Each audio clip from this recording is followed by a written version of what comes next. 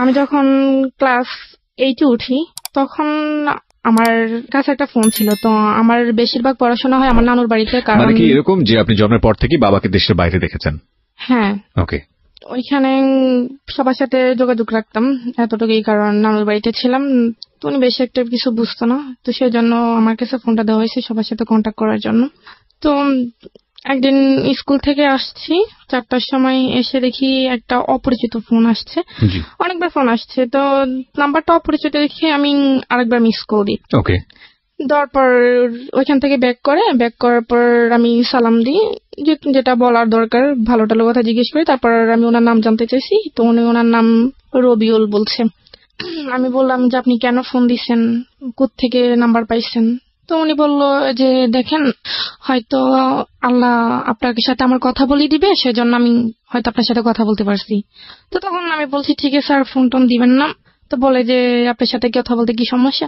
আমি বলছি যে হ্যাঁ, আমি অপরিচিত কারোর সাথে কথা বলি না। তারপরে দিন রেখে দিছে, রেখে দেওয়ার পর 2-1 দিন পর পরই ফোন আসে। তো ফোন আসার পর ভালো মন্দ জিজ্ঞেস করার পর এতটুকুই, ভালো টালো কি করেন, কি করতেছি, কি খাইছেন, এতটুকুই। ওই সময়টাতে কি লোকটার নাম জিজ্ঞেস করা, কোথায় থাকে, কি করে? হ্যাঁ, অবশ্যই জিজ্ঞেস করছি। ওনার নাম বলছে রবিউল, নামটা ঠিক বলছে। উনি একটা এজেন্সিতে কাজ করতো, ওনার বাড়ি হচ্ছে ডোমবাড়িয়া গ্রামের নাম। তো যাই হোক, ওইখানে কাজ করে। তো একদিন আমাকে বললো যে আপনাকে একটা কথা বলবো, আপনি যদি কিছু মনে না করেন। তো আমি বলছি ঠিক আছে বলেন। বলে যে যদি হ্যাঁ হয় তো হ্যাঁ বলবেন, আর যদি না হয় না বলে দিবেন, কিন্তু রাগ করবেন না। আমি বলছি ঠিক আছে, আমি রাগ করবো না, আপনি বলেন। তো উনি আমাকে বললো যে দেখেন, আপনার কথাগুলো আমার খুব ভালো লাগে, আমি আপনার সাথে আপনার ফ্রেন্ড হতে চাই। ওকে। তো আমি আপনার সাথে ফ্রেন্ড হব, আমাকে একটু চিন্তা ভাবনা করতে হবে। তো বলে যে কতদিন লাগবে? আমি বলছি 6 মাসও লাগতে পারে, 1 বছরও লাগতে পারে, আবার 1 মাসও লাগতে পারে। বলে যে না, এত লং টাইম তো নিতে পারবো না, আমি আপনাকে 1 সপ্তাহ সময় দিলাম। আমি বলছি না। তো উনি আমাকে খুব জোরাজোরি করতেছে। জোরাজোরি করার পর আমি বলছি ঠিক আছে, আমি 1 সপ্তাহ পর, তবে 1 সপ্তাহের মধ্যে আপনি আমাকে আর ফোন কল কোনো কিছু দিতে পারবেন না। তো রেখে দিছে। রেখে দেওয়ার পর 1 সপ্তাহ পর ফোন দিছে। ফোন দেওয়ার পর আমি বলছি যে হ্যাঁ ঠিক আছে, আমি আপনার বন্ধু হতে পারি, তবে 1 শর্তে। তো বললো যে কি শর্ত? আমি বলছি জাস্ট বন্ধুই, বন্ধুর বাইরে আমি আর কোনো কিছু করতে পারবো না। বলছি ঠিক আছে, করতে হবে না। তো তখন আমি ক্লাস 8-এ উঠি, জানুয়ারি মাসের কথা। তো এভাবেই ওনার সাথে কথা বলি, কথাবার্তা চলতেছে। তো কথাবার্তা চলার মাধ্যমে উনি আমাকে দেখা করার কথা বলছে এর মধ্যে অনেকবার। তো দেখা করার কথা বলছে, আমি আসলে দেখা করতে চাই না ওনাকে। তো 1 বছরের মাথায় উনি আমাকে প্রপোজ করেন। প্রপোজ কিভাবে করলো? ফোনের মাধ্যমে? হ্যাঁ, ফোনের মাধ্যমে। 1 বছর কোনো দেখা হয়নি। এর মাধ্যমে কি আপনাদের এর আগে মানে ফেসবুক বা অনলাইনে কোথাও? না, তখন তো আমি ফেসবুক এমনিতে নরমাল একটা ফোন ইউজ করতাম, এছাড়া কোনো কিছু ছিল না? আপনাকে দেখেনি? না, দেখি আপনাকে প্রপোজ করে ফেলেছে? হ্যাঁ, প্রপোজ করে ফেলছে। 1 বছর কথা বলার পর প্রপোজ করে ফেলছে। তো আমি বলছি ঠিক আছে, আপনি বয়সটা জানা ছিল? লাইক আপনি তখন ক্লাস 8-এ পড়েন, ওর বয়স কত ছিল? ওনার বয়স তখন 24 বছর ছিল। তো আপনি তখন খুব বেশি হলে 13 থেকে 14 বছর বয়স, 10 বছরের ডিফারেন্স। তখন আমার ওনার বয়সটা ভালো লাগতো। ভয়েসটা ভালো লাগতো? ফোনে আমি ওনাকে দেখিনি। আচ্ছা আচ্ছা। তাও কি আর ওনাকে দেখি না, জাস্ট ওনার সাথে কথা বলতে আমার ভালো লাগতো। তো এসের জন্য কথা বলতাম।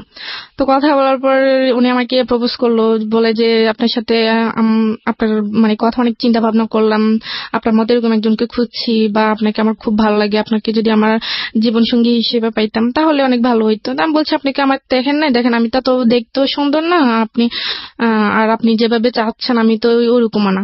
তো বলে যে হ্যাঁ দেখেন, আমি আপনার প্রতি খুবই দুর্বল হয়ে গেছি, আসলে আপনাকে সবসময় ভাবি, সেজন্য আসলে ফ্রেন্ড থেকে যদি আরেকটু সম্পর্কটা আরেকটু গভীরে যায় তাহলে আপনার জন্য ভালো হয়, আমার জন্য ভালো হয়। তখন আমি বলছি যে আমি আপনাকে দেখিনি, বাট আপনিও আমাকে দেখেন নাই, তো এখানে আসলে সম্পর্কটা কখনই হতে পারে না। তো আমি কথা বলে ফোনটা রেখে আমি ফোনটা অফ করে ফেলছি। একটানা 10 দিন আমি ফোন অফ রাখছি। ফোন অফ রাখার 10 দিন পর আমি যখন ফোনটা অফেন করছি, ফোনটা অফেন করার সাথে সাথেই ওনার ফোন। তো আমি ফোনটা তখন রিসিভ করিনি। তো রিসিভ না করাতে অনেকবার ফোন দিছে, ফোন আমি রিসিভ করিনি। তারপর উনি আরেকটা অপরিচিত একটা নাম্বার দিয়ে ফোন দিছে। তো আমি অপরিচিত নাম্বারটা যখন চিনি না, তখন ভাবলাম যে আমার হয়তো আত্মীয় স্বজন হইতে পারে। তো আমি ফোনটা রিসিভ করি। রিসিভ করার পর উনি আমাকে বলে যে আপনি আমাকে মানে আমার ফোনটা রিসিভ করছেন না, আপনি ফোন বন্ধ রাখছেন কেন, কি সমস্যা আপনার যদি ভালো না লাগে আপনি আমাকে না বলে দেন। আমি বলছি না, আমার ভালো লাগে না, আপনি আর আমাকে ফোন দিয়েন না, আসলে আমি এটা চাচ্ছি না, আমার ফ্যামিলি সেটা কখনোই অ্যাকসেপ্ট করবে না। তো বলে যে না, আপনি একটু ভেবে দেখেন, আসলে চিন্তা ভাবনা করে তো মানুষ সব কাজ করে, তো চিন্তা ভাবনা করে ভালো, আপনি একটু ভেবে দেখেন। তো তা আমি বলছি ঠিক আছে আমি ভাববো। তো বলে যে ভাববার জন্য কতদিন সময় লাগবে? তা আমি বলছি দেখেন আমার চিন্তা ভাবনা যেদিন শেষ হবে আমি আপনাকে ওইদিন ফোন দেবো, কিন্তু তার আগে আপনি আমাকে আর ফোন দিবেন না। বলে যে না না এটা কেমন কথা, আসলে আপনার সাথে কথা না বলে আমি থাকতে পারি না, এই 10টা দিন আমার অনেক কষ্ট হয়েছে, আপনাকে আমি কিভাবে বুঝাবো। তো বলে যে ঠিক আছে আমি 10 দিন সময় দিলাম। তো ঠিক আছে আমি 10 দিন পর আমি উনি আমাকে ফোন দিল বিকালের টাইমে। তখন আমি বলছি যে ঠিক আছে আমি রাজি আছি। তো বলে যে ঠিক আছে, তখন তো রাজি হয়েছে। আপনি রাজি হয়ে গেলেন? হ্যাঁ আমি রাজি হই। রাজি হয়ে গেলেন কেন? মানে আপনি তো আসলে চিন্তা ভাবনা করেছি আসলে আমি সে কেমন দেখতে সেটা আমি জানি না, তো তার কথাগুলো আমার ভালো লাগতো, আসলে তার কথাগুলো আপনি নিজেও দুর্বল ছিলেন? হ্যাঁ তোর কথার মধ্যে আমি খুবই দুর্বল ছিলাম। তার সে অনেক সুন্দর গুছিয়ে কথা বলতে পারে বা তার কথাগুলো অনেক ভালোই লাগে আমার, শুনতেই মন চায়। ওকে। তো যাই হোক তারপর এভাবে অনেক দিন কেটে গেছে, প্রায় 1 মাসের মতো। তো উনি আমাকে হঠাৎ আবার বলতেছে ঠিক আছে এখন তো আমরা আরেকটা রিলেশনে নতুন করে একটা রিলেশন করছি, তো এখন তো আমি আপনাকে তুমি করে বলতে পারি। আমি বলছি ঠিক আছে তুমি করে বলেন। তারপর সে আবার আমাকে বলে যে দেখা করার কথা। তো তখনও আমি আসলে তার সাথে এতটা ফ্রি হইতে পারিনি। তো তখন আমি আর তাকে বলছি যে না আজকে দেখা হবে না, বা তাকে এভাবে ঘুরিয়ে ঘুরিয়ে আমি সময় পার করতেছি। প্রায় 1.5 বছর চলে যায় এভাবে। 1.5 বছর চলে যাওয়ার পর সে আমাকে হঠাৎ একদিন শুক্রবার ছিল, তো আমাকে বলতেছে যে দেখো তুমি যদি আজকে আমার সাথে দেখা না করো তাহলে আমার তোমার সাথে কোনো সম্পর্ক থাকবে না। তো বলছে যে তুমি স্কুলের সামনে আসবা, আমি ওইখানে আসবো। তো আমি বলছি ঠিক আছে বিকেল 5টার দিকে।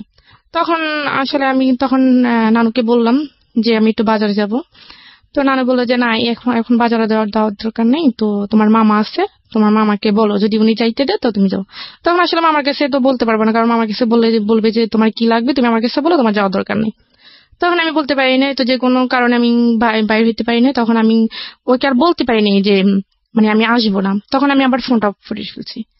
যে তখন সে আমাকে অনেকবার ট্রাই করছে, আমার ফোনে তখন মিস কল অ্যালার্ট চালু ছিল। তো আমি যখন ফোনটা অফ করছি দেখি যে সে আমাকে প্রায় 1000-এর উপরে ফোন দিছে। তো সে আমাকে রাগ করে 2-3 দিন ফোন দেয়নি। 2-3 দিন ফোন না দেওয়াতে আমিও ফোন দিইনি। তো 2-3 দিন পর সে নিজে আমাকে আবার ফোন দিছে। ফোন দেওয়ার পর বলতেছে তোমার কি সমস্যা, তুমি আমার সাথে দেখা করলো না কেন? তো আমি বলছি আমার সমস্যা ছিল, আমি বাইরে হইতে পারিনি। তো বলে যে বাইরে হইতে না পারলে তুমি আমাকে বলতাম। তো আমি বলছি বললে হয়তো আপনি এটা অন্যভাবে নিবেন, সেজন্য আমি বলতে পারিনি। তো তাকে সরি বলছি। তো সরি বলার পর সে যাই হোক সেটা সমাধান হয়ে গেছে।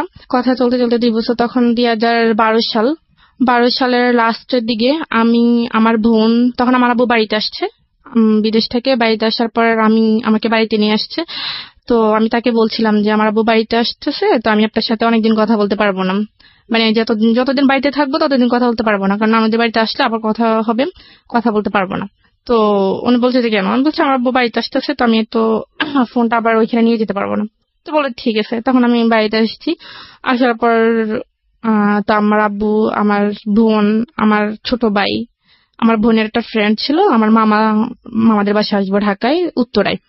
সেটা আমি আসলে ওনাকে বলতে পারিনি যে কারণ আমি কারো ফোন ধরতে পারি না, বা বাড়িতে গেলে আমি বিশেষ করে আম্মু বা আব্বুর ওনাদের ফোন ধরি না। তো ফোন না পেয়ে আমি ওনাকে বলতে পারিনি। তো আমি ঢাকায় সেখানে প্রায় 1 সপ্তাহ ছিলাম। 1 সপ্তাহ থাকার পর আবার বাড়িতে গেছি। বাড়িতে যাওয়ার পর আমার আব্বু কোন একটা কাজে চিটাগং গেছিল। তো ওইখানে যাওয়ার পর আমি একটা সুযোগ পাইছি আমার নানুদের বাড়িতে আসার জন্য। তো আমার নানু ফোন দিচ্ছিল যাওয়ার জন্য। তখন আমি গিয়ে আবার ওনার সাথে কন্ট্যাক্ট করছি। তো কন্ট্যাক্ট করার পর বলে যে এতদিন কেন, তুমি তো বলছো কয়েকদিন তারপর আবার আসবা, তো এতদিন গ্যাপ ছিল কেন? বলছি ঢাকা গেছিলাম আব্বুর সাথে, সেজন্য বলতে পারিনি। তো এই ব্যাপারটা আমি ওনাকে বলি নাই কেন, ওইটা উনি আমার সাথে অনেক রাগ করছে যে তুমি ঢাকা গেছো আমাকে বলছো, নাহলে আমিও ঢাকা যেতাম, দূর থেকে তোমাকে দেখতাম। আমি বলছি আমি বলতে পারিনি, আমি সুযোগ পাইনি। এটা নিয়ে অনেক ঝগড়া হয়েছে। ঝগড়া হওয়ার পর উনি আমাকে তুই করে বলতেছে যে তুই আর আমাকে ফোন দিবি না। আমি বলছি ঠিক আছে আমি ফোন দিব না। মানে ক্রেজি হয়ে গেছে আর কি, এতবার বারবার আপনাকে দেখতে চাচ্ছি, আপনি সামনে আসতেছি না। হ্যাঁ পরে ঠিক আছে, তখন আমি আর তাকে সে আমাকে ফোন দিবে না কেন সেটা আমার জানার আগ্রহ ছিল না, ফোন না দিলেনি। আসলে আমি তার সাথে তার প্রতি অ্যাট্রাকশন হয়নি, আমি আসলে তার কথাগুলো আমার ভালো লাগতো, সেজন্য আমি তার সাথে কথা বলতাম। তার প্রতি পয়েন্ট করবেন প্রিয় শ্রোতা, ও যেটা বলছে যে ওর কথাগুলো শুনতে ওর খুব মন চাইতো, এবং ওই কথাগুলোর কারণেই ওর প্রতি এক ধরনের ওর দুর্বলতা ছিল, কিন্তু এটা আসলে সেই অর্থে কোনো লাভ ছিল না। ওকে, তো সে আমাকে আবার নিজে ফোন দিছে, ফোন দেওয়ার পর বলে যে তুমি এত পাষাণ মানুষ, তোমার মেয়েদের মন নাকি অনেক নরম থাকে, তো তুমি এত শক্ত মনের মানুষ আমি আসলে কখনো ভাবি নেই। তো আমি রাগ করে ফোন রেখে দিছি, তোমার উচিত আমার রাগ ভাঙানো, আমাকে ফোন দেওয়া, তুমি সেটা না করে তুমি উল্টা রাগ করে বসে আছো। তো ওনার কথাগুলো আমি আসলে এতটা কেয়ার করতাম না, যেটা বলতে এটা শুনতাম। 2012 সালের প্রায় মাঝামাঝি আমি আবার ঢাকায় আসি। আমার মামারা সবাই মিলে কক্সবাজার যাবে, তো আমি ঢাকায় আসি আবার। তো আমি ওনার কাছে বলছি যে আমি কক্সবাজার যাব, আমরা সবাই মিলে কক্সবাজার যাবো, ওইখানে অনেকদিন থাকবো, আপনার সাথে আমার কথা হবে না। তো বলে যে আমার যদি ছুটি থাকতো তাহলে তো আমিও যেতে পারতাম। তো বলে যে ঠিক আছে, তোমরা যেদিন যাবে তার একদিন আমাকে ফোন দিয়া। তো আমরা যেদিন যাবো তার একদিন ওনাকে ফোন দিছি, তো উনি যেতে পারবেন, উনি ছুটি নিতে পারেনি। তো আমরা চলে গেছি, ওইখানে প্রায় 15 দিনের মতো ছিলাম। 15 দিন থেকে আবার যখন কক্সবাজার গেছি তখন আমার মামারও সাথে ছিল, তো মামার এক বন্ধু ছিল, তো সাথে ছিল, তো উনি আবার ওইখানে গেছে। তো আমরা ওইখানে অনেক আনন্দ করলাম, সবাই মিলে একসাথে ছিলাম, আড্ডা দিলাম। তো ওই ছেলে আবার আমাদের সাথে ছিল। তো আমি আবার ঢাকায় যখন কক্সবাজার থেকে যখন ঢাকায় ব্যাক করি, তখন ওই ছেলে আমার আরেকটা মামাতো ভাই ছিল, ওর নাম হচ্ছে রাফি। ওর কাছে আবার আমার জানতে চাইছে যে মেয়েটা কে বা কি করে। নাম কি ছিল? রাজু। ওকে। তো কি করে বা কোথায় থাকে, তো বললো যে এটা আমার সম্পর্কে মামাতো বোন হয়, তো এরকম। তো বলে যে আমি ফোন ইউজ করে, তো আমি যে ফোন ইউজ করি সেটা তার ওনারা জানে না। তো বলে যে না, ফোন ইউজ করে না কেন? তো বলে যে না, এমনিতেই। তখন আমার মামা যখন বাড়িতে আসে শীতের সময়, তখন ওই ছেলে আবার আমার মামাদের সাথে আমাদের বাড়িতে আসছে। তো আমাদেরকে দাওয়াত করায় ওই ছেলেও আসছে আমাদের বাড়িতে। তো আমাদের বাড়িটারি দেখলো, আমাদেরকে দেখলো, তখন আমার সাথে কথা বললো, হাই হ্যালো, এতটুকুই। কি করো, কোন ক্লাসে পড়ো? তখন আমি ক্লাস 9-এ পড়ি। তো বললো যে ঠিক আছে, তো এখন তো ছুটি, তো তোমার মামার সাথে আবার ঢাকায় যাও, গিয়ে ঘুরে আসো, আমরা তো আছি, সব একসাথে আনন্দ হবে। তো আমি বলছি দেখি যদি আম্মু দেয় তাহলে। তো উনি আমার মামাকে বললো, বলার পর আমার মামা আমার আম্মুকে বললো। তো গেলাম, গিয়ে ওইখানে প্রায় 20-25 দিন ছিলাম। এর মধ্যে ওর সাথে আর আমার কোনো যোগাযোগ হয় নাই। রবিউলের সাথে? হ্যাঁ, রবিউলের সাথে আমার কোনো যোগাযোগ হয়নি। না, ফোন তো আমাদের বাড়িতে, আমি আর ওইখানে যেতে পারি না, ওনাকে কখনো কোনো মেসেজ বা ফোন দিতে পারিনি। তো আমি আবার চলে গেছি। তো কথাবার্তা বলে মাঝে বলে যে তুমি ফোন ইউজ করো না। আমি বলছি না, আমি ফোন ইউজ করি না, আসলে বাসা থেকে সেটা কেউ দিবে না। তো বলে যে আমি তোমাকে যদি একটা ফোন কিনে দিই তুমি নিবে? আমি বলছি কেন, আপনার ফোন আমি নিব কেন, আর আপনি আমার কি হন? রাজু এটা বলতেছে? হ্যাঁ, রাজু এটা বলতেছে। বলে যে না, নেও, মাঝে মাঝে তোমার সাথে কথাবার্তা বলবো। এখানে বিষয়টা গুলিয়ে ফেলবেন না। রাজু এবং রবিউল, রাজুটা হচ্ছে ওর আত্মীয় সম্পর্কের একজন, আর রবিউলটা হলো যে ছেলেটার সঙ্গে প্রথম দিকে ভার্চুয়ালি মানে ফোনের মাধ্যমে কমিউনিকেট, কিন্তু এখনো দেখা হয়নি। ওদের মধ্যে এক ধরনের সম্পর্ক রয়েছে, বয়ফ্রেন্ড গার্লফ্রেন্ড বলা যেতে পারে, বাট ঠিক সে অর্থে ম্যাচিউর টাইপের রিলেশনশিপ না, অন্তত এই মেয়েটার সাইড থেকে না। ওকে, ঠিক আছে, বলুন। তো রাজু আমাকে যখন আমি চলে আসবো তখন রাজু, আমার মামা আর ওই মামাতো ভাইটা আমাকে বাস পর্যন্ত বাসে উঠেছে, কারণ মামা আমার সাথে আসছে আর মামার সাথে ওনারা আসছে আমাদেরকে এগিয়ে দেওয়ার জন্য। তো আসছে রাজু এখানে, আমি চলে যাচ্ছি, এটা দেখো কান্নাকাটি করতেছে। কান্নাকাটি করার পর আমি আসলে ব্যাপারটা দেখছি, তারপরও বুঝতে পারলো না, বুঝার মতো করেছিলাম। তো আমি যখন চলে গেছি তখন ও আমার যে জামা কাপড় নেওয়ার একটা ব্যাগ ছিল, ওই ব্যাগের মধ্যে ওই একটা ফোন কিনে রেখে দিয়েছে, সেটা আমি জানি না। তো না জানার পর আমি বাড়িতে গেছি, সোজা আমার নানুদের বাড়িতে গেছি। নানুদের বাড়িতে যাওয়ার পর জামা কাপড় যখন ওইটা থেকে বের করছি তখন দেখছি একটা মোবাইলের বক্স। তো আমার কাছে আশ্চর্য লাগতেছে, মোবাইলের বক্স এটা কে দিল? তখন আমি কাউকে বিষয়টা না বলে আমি এটা খুললাম, খুলে দেখি একটা phone, mobile phone, Samsung mobile phone ছিল। ওইটার মধ্যে আবার একটা চিঠি ছিল। তো দেখলাম, দেখার পর চিঠিটা পড়লাম।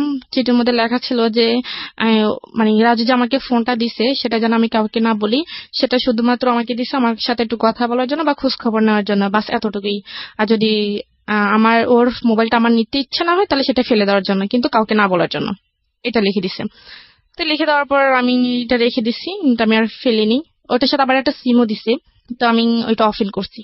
করার পর ও আবার অনেকগুলো মেসেজ করছে। আমি ফোনটা অফ করার পর অনেকগুলো মেসেজ পেয়েছি, কেমন আছি, কোথায় আছি, ওই তো রাস্তার মধ্যে ফোন দিছে। তো আবার ফোনও দিছিল মনে হয়। তখন রাত্রেবেলা আমি আর ওকে ফোন দিই নাই বা মেসেজও রিপ্লাই দিই নাই।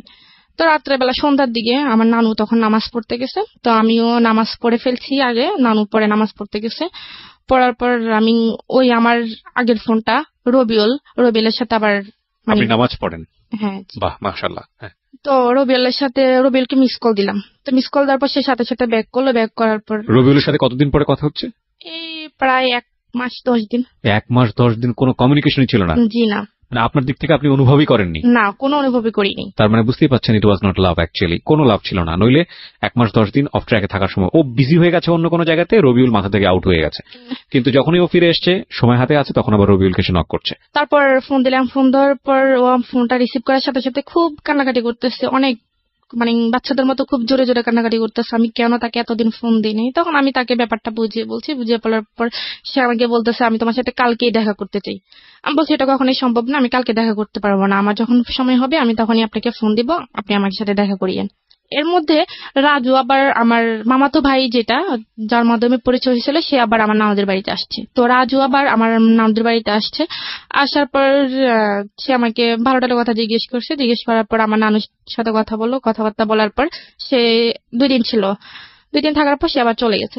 চলে যাওয়ার 5-6 দিন পর রাজু তার আম্মুকে পাঠাইছে, রাজুর আব্বু নাই, তার আম্মুকে পাঠাইছে আমার নানুর কাছে, পাঠাইছে সে আমাকে বিয়ে করবে, একটা বিয়ের প্রস্তাব নিয়ে আমাকে সে পাঠাইছে। সে কি করতো সেই মুহূর্তে?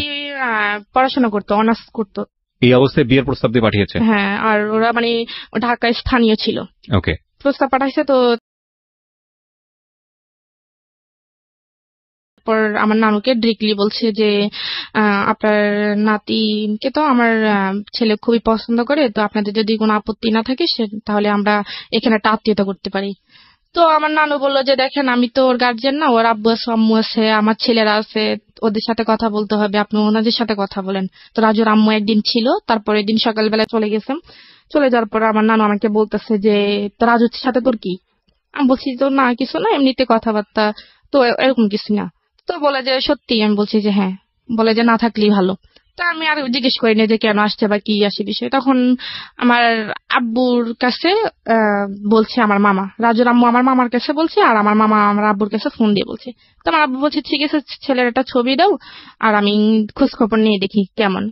তো ওনারও ছেলে পছন্দ হয়ে গেছে, ছেলেরও পছন্দ হয়েছে বা ওর আম্মুরও পছন্দ হয়েছে, মনে করেন 2 পক্ষ থেকেই সবকিছু ঠিকঠাক। এখন আমার ছোট মামা যিনি, উনি আবার আমার আব্বুকে বলতেছে যে বিয়ে তো হবেই, ছেলেও ভালো বা ছেলের ফ্যামিলিও ভালো, এখন ঋতুকে একবার জিজ্ঞেস করে দেখেন ও কি বলে। তো আমার আব্বু আসলে আমাদের বন্ধুর মতোই, বাবা বললে নয়। তো পরে আমার আব্বু আমাকে জিজ্ঞেস করার পর আমি বললাম যে আব্বু দেখেন আমি আসলে সামনে আমার এসএসসি পরীক্ষা, তো আমি অন্তত পরীক্ষাটা দিই, আপনাকে বিস্তারিত বলবো। বলে যে ঠিক আছে পরীক্ষা দাও। তো আব্বু ওই রকম ভাবে মামাকে বলছে, মামা ওই রাজুর আম্মুকে ওরকম ভাবে বলছে। তো ওনারা বলছে ঠিক আছে পরীক্ষা পর্যন্ত আমরা অপেক্ষা করব। তো এর মধ্যে আমি আবার রবিউলকে সবকিছু বলে দিছি যে আমাকে এভাবে দেখতে আসছে, আমার বিয়ের কথা চলতেছে, এখন আমি বলছি পরীক্ষা অবধি। তো সে বলতেছে আমি তো তোমাকে আজ পর্যন্ত দেখিই নেই, তুমি আমার সাথে একটু দেখা করো না। তা আমি বলছি কি দেখবেন, আমি তো বলছি আমাকে দেখলে আপনার পছন্দ হবে না। তো দেখা এরকম করতে করতে তখন সে যে একটা এজেন্সিতে কাজ করে সেটা আমাকে বলছে, তখন আমি খোঁজ খবর নিয়ে জানতে পারি এটা আমাকে রং বলছে, মানে রবিউল আপনাকে মিথ্যা ইনফরমেশন দিয়েছে। ওকে, তো তখন আমি বললাম যে আপনি তো আমার কাছে মিথ্যা কথা বলছেন, আপনি তো আসলে কোনো অফিসে এরকম কোন অফিসে চাকরি করেন না, আসলে আপনি করেনটা কি আমাকে সত্যি করে বলেন, আমি আপনার সাথে দেখা করব। ওকে, তো বলে যে আমি আসলে একটা প্রাইভেট কোম্পানিতে জব করি, তো যে কোনো ভাবে এটা ওই কোম্পানির মালিক পালিয়ে গেছে, এখন আসলে আমার উপর অনেক ধার দেনা, এখন আমি আসলে বাড়ি থেকে বের হতে পারতেছি না, এখন অন্য একটা জায়গায় অ্যাপ্লাই করতেছি। তারপর আমি বললাম তো সেটা আমাকে বললেন না কেন আগে? তো বলে যে বলিনি, এমনিতে আসলে এটা একটু আমি লুকিয়ে রাখছি, এটা বলতে চাইনি। তো আমি বলছি ঠিক আছে। তো তখন আমি তাকে নিজে ফোন দিতাম, আমি তাকে ফোন দিয়ে আমি তার সাথে কথা বলতাম, এমনকি সে আমার কাছে অনেকবার প্রায় 2-3 বার টাকা চাইছে তার মানে পকেট খরচের জন্য। আমি 2-3 বার প্রায় তাকে 10-12 হাজার টাকা দিছি, কিন্তু দেখা সাক্ষাৎ কোনো কিছুই না। তখন আমি যখন বিয়ের ব্যাপারটা বলছি তখন আম্মু আমাকে বলল যে দেখ ছেলেও ভালো, ছেলের ফ্যামিলিও ভালো, তুই রাজি হয়ে যা, এসএসসি পরীক্ষার পরে বিয়েটা হয়ে যাক, তুই রাজি হয়ে যা, অন্য কোথাও যদি কোনো কিছু থেকে থাকে সেটা বাদ দিয়ে দে। তা আমার আম্মা আমাকে এভাবে বলছে, তখন আমি একটু ডাউট করছি যে আমার আম্মা আমাকে হয়তো একটু সন্দেহ করছে। জি। তো সন্দেহ করার পর আমি তাকে আবার রবিউলকে বলে দিচ্ছি, বলে দেওয়ার পর আমি বলছি দেখেন আপনার সাথে যা হওয়ার হয়ে গেছে, আমি আপনার সাথে আর কথা বলতে পারবো না, তা আপনি আমাকে ক্ষমা করে দেন, আপনার সাথে যদি কোনো বেয়াদবি করে থাকি আসলে এভাবে আমি ফ্যামিলির বাইরে যেতে পারবো না। এটা রবিউলকে বললেন? হ্যাঁ আমি রবিউলকে বলছি। তখন রবিউল তো অনেক খুব কান্নাকাটি করছে। সে 2-3 দিন বাসার ঠিকানা জানতো, আপনার বাসার ঠিকানা? হ্যাঁ সে আমার বাসার ঠিকানা জানতো, আমি তাকে সবকিছু সত্যি বলে দিয়েছি। সঠিক বলেছেন। হ্যাঁ তখন সে খুবই কান্নাকাটি করছে। সে বলতেছে ঠিক আছে আমি তোমাদের বাড়িতে আসতেছি। আমি বলছি যে না, আমার যদি ভালো চান আপনি কখনই আমাদের বাড়িতে আসবেন না, আর আসলে অনেক খারাপ হয়ে যাবে। তখন আমি তাকে এরকম কোনো কিছু বলার পর সে আসেনি। আসার পর সে বলছে ঠিক আছে তুমি আমাকে তো বিয়ে করবে না নাকি? আমি বলছি যে হ্যাঁ করবো না। তো বলে যে ঠিক আছে তাহলে তুমি আমার সাথে শুধু একবার দেখা করো, একবার দেখা করার পর আমি তোমাকে কথা দিতেছি জীবনে তোমাকে আর ফোন দিব না। তো আমি বলছি একবার দেখা করে কি লাভ? সে বলে যে আমি কেমন মেয়ের সাথে কথা বলছি, তাকে শুধু একবার দেখার ইচ্ছে, আর কিছুই না। আমি বলছি আপনি কথা দিচ্ছেন তো? তো সে বলতেছে যে হ্যাঁ আমি কথা দিছি। তো এর মধ্যে সে আবার ব্রাহ্মণবাড়িয়া, সে এখানে একটা আপনার মাইক্রো ক্রেডিট একটা চাকরি পাইছে ব্রাহ্মণবাড়িয়া। তো আমি আবার ঢাকা যাই মামাদের বাসায়। তখন আমার মামার মামানি প্রেগনেন্ট ছিল। তো তখন উনি খুব অসুস্থ ছিল, তো ওনাকে আমি দেখতে গেছিলাম। আমার আম্মু গেছিল সাথে। তো আমার আম্মু গিয়ে আমার মামাকে রেখে চলে আসছে। তো আমি ওইখানে ছিলাম। থাকার পর ওইখানে আবার মামাদের পাশের ফ্ল্যাটে একটা মেয়ে থাকতো, নাম হচ্ছে রিয়া করে। তার সাথে আমার আবার খুব ভালো একটা বন্ধুত্ব ছিল। তার সাথে আমি আবার সবকিছু শেয়ার করছি। তো শেয়ার করার পর তখন আমি ঢাকা গেছি। ঢাকা যাওয়ার পর সে আমাকে বলতেছে যে আমি ব্রাহ্মণবাড়িয়া যাওয়ার জন্য, তার সাথে দেখা করার জন্য। তা বললাম আমি একটা মেয়ে হয়ে আমি ওইখানে কিভাবে যাই? বলে যে দেখো আমি তো নতুন অফিসে জয়েন করছি, নতুন, এখন আমাকে ছুটি দিবে না, তো আমি আসলে কিভাবে তোমার কাছে যাবো, তুমি একটু আমার কাছে আসো। তা বলছি ঠিক আছে। তখন আমি ওই রিয়াকে নিয়ে বাইরে বের হওয়ার নাম করে ওকে নিয়ে যাই। শুক্রবার দিন ছিল তখন। ইন দ্য মিন টাইম কি আপনার রাজুর সঙ্গে দেখা সাক্ষাৎ করা, কথাবার্তা হওয়া, এগুলো কোনো কিছু হচ্ছে? না না, ওই কথা বিয়ে যখন ফোনটা আপনার কাছে আছে সেজন্য জিজ্ঞেস করছি। ফোনটা আমার কাছে আছে, ওই ফোনটা দিয়ে আমি আবার রবির সাথে কথা বলি, কিন্তু রাজুর সঙ্গে কথা বলি না। রাজুর সাথে আর কথা বলি না। আচ্ছা, যাই হোক গেলাম ব্রাহ্মণবাড়িয়া বিশ্ব রোড, ওইখানে রবিয়াল আসছে। আসার পর আমরা গেলাম। যাওয়ার পর সে আমাকে ফোন দিছে। তো আমি বোরকা পরে জানি, আমি এমনিতেই নর্মাল ভাবে গেছি। তো আসলে আমি ওই কথাটা কখনো ভুলবো না। ওনাকে দেখে আসলে আমার মাথা ঘুরতেছে, এরকম একটা অবস্থা যে আমি আসলে যেটা ভাবছি, যেটা কল্পনা করছি, এটা সম্পূর্ণ বাইরে। সে মনে করেন তখন খুবই হ্যাংলা ছিল, অনেক কালো ছিল।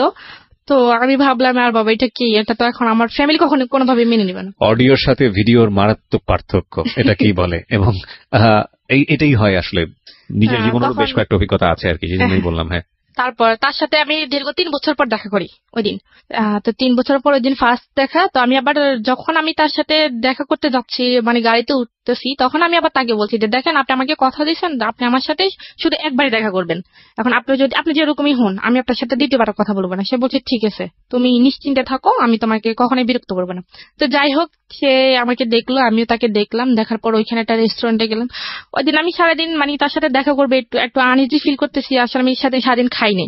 তো না খাওয়াতে আমার খুব খিদে লাগছে, কিন্তু তাকে দেখার পর আমার খিদে চলে গেছে। ওকে, তাকে দেখার পর আমার খুব খিদে চলে গেছে যে যখন গাড়িতে আসতেছে তখন ভাবতেছি যে ওনার সাথে দেখা করলে একসাথে হয়তো দুপুরের লাঞ্চ হবে বা সকালের নাস্তা দুটি একসাথে হবে। কিন্তু তাকে দেখার পর আমার খিদেটা চলে গেছে। আমি আর আমি কি খাবো? তখন সে আমাকে একটা রেস্টুরেন্টে নিয়ে গেছিল, ওইটার নাম ছিল ঝুমুর, ব্রাহ্মণবাড়ি একটা শহরে। ওইখানে নিয়ে গেছিল। তো শুক্রবার যেহেতু ছিল উনিও হয়তো খাওয়া দাওয়া করে আসে না, তো উনি খাইছে, আমাকে দিছে, আমি খাইনি, আমি বসেছিলাম। তো আমি ওইখান থেকে খুবই বিরক্ত ফিল করতেছি যে আমি কখন যাবো এখান থেকে। তো খাওয়া দাওয়া শেষ হলো। শেষ হওয়ার পর তখন আমরা আবার যখন বাস যাইতেছি, সে আমাকে বাসে তুলে দিবে, তখন সে আমাকে জিজ্ঞেস করতেছে যে তোমাকে আমার পছন্দ হয়েছে, আমাকে তোমার পছন্দ হয়েছে কিনা। তখন আমি বলছি ঠিক আছে আপনি তো আমাকে বলছেন যে আপনি আমার সাথে আর কখনোই দেখা করবেন না বা কথা বলবেন না, এটা কেমন কথা? এটা এখন তো আপনি কথার সাথে কাজের কোনো মিল নেই, এটা তো কখনোই সম্ভব না। আমি আপনাকে বিশেষ করে আপনার সাথে দেখা করতে আসছি, আর আপনি এখন এটা কি বলতেছেন?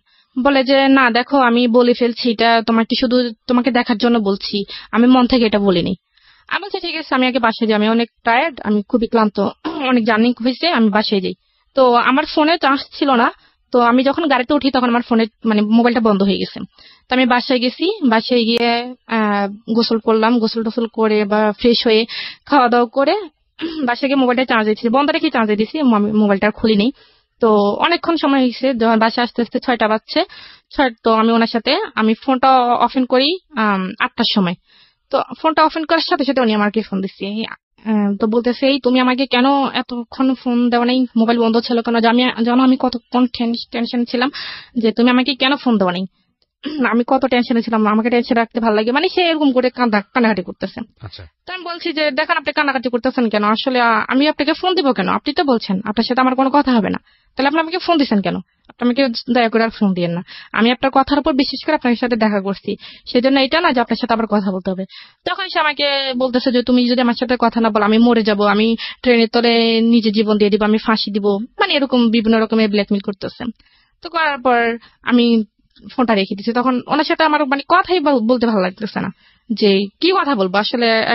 তখন মনে হইতেছে যে একটা মানুষকে যদি মনে দেখে ভালো না লাগে তখন তার সাথে কথা বলাটা আসলে ভালো লাগতো। তখন ওনার কথাগুলো তখন আর আমার কাছে ভালো লাগতো না, কিন্তু দেখা করার আগে ওনার কথাগুলো আমার খুব ভালো লাগতো, কিন্তু তখন আর দেখা করার পর মানে কথাগুলি ভালো লাগতো না। তখন আমি রেখে দিছি। রেখে দেওয়ার পর উনি আমাকে বারবার ফোন দেয়, আমি ফোন রিসিভ করি না। তারপর আমি নাম্বারটা ব্ল্যাক লিস্টে রাখিয়ে দিছি। তো রেখে দেওয়ার পর সে আমাকে বিভিন্ন নাম্বার থেকে ফোন দিচ্ছে। ফোন দেওয়ার পর আমি ফোন মানে কোনোভাবে রিসিভ করি না। তো তার এক কলিং ছিল, আমি ওনার নামটা বলতে চাচ্ছি না, তো তার এক কলিং ছিল, সে আমাকে ফোন দিছে। ফোন দেওয়ার পর বলতেছে কি আমি কি ঋতুর সাথে কথা বলতে পারি। আমি বলছি হ্যাঁ আমি ঋতু, আপনি বলেন। তো বলে যে আপনি কি রবিউলকে চিনেন। আমি বলছি কোন রবিউল। বলে যে ওই দিন শুক্রবারে দেখা করতে গেছেন ওই রবিউল।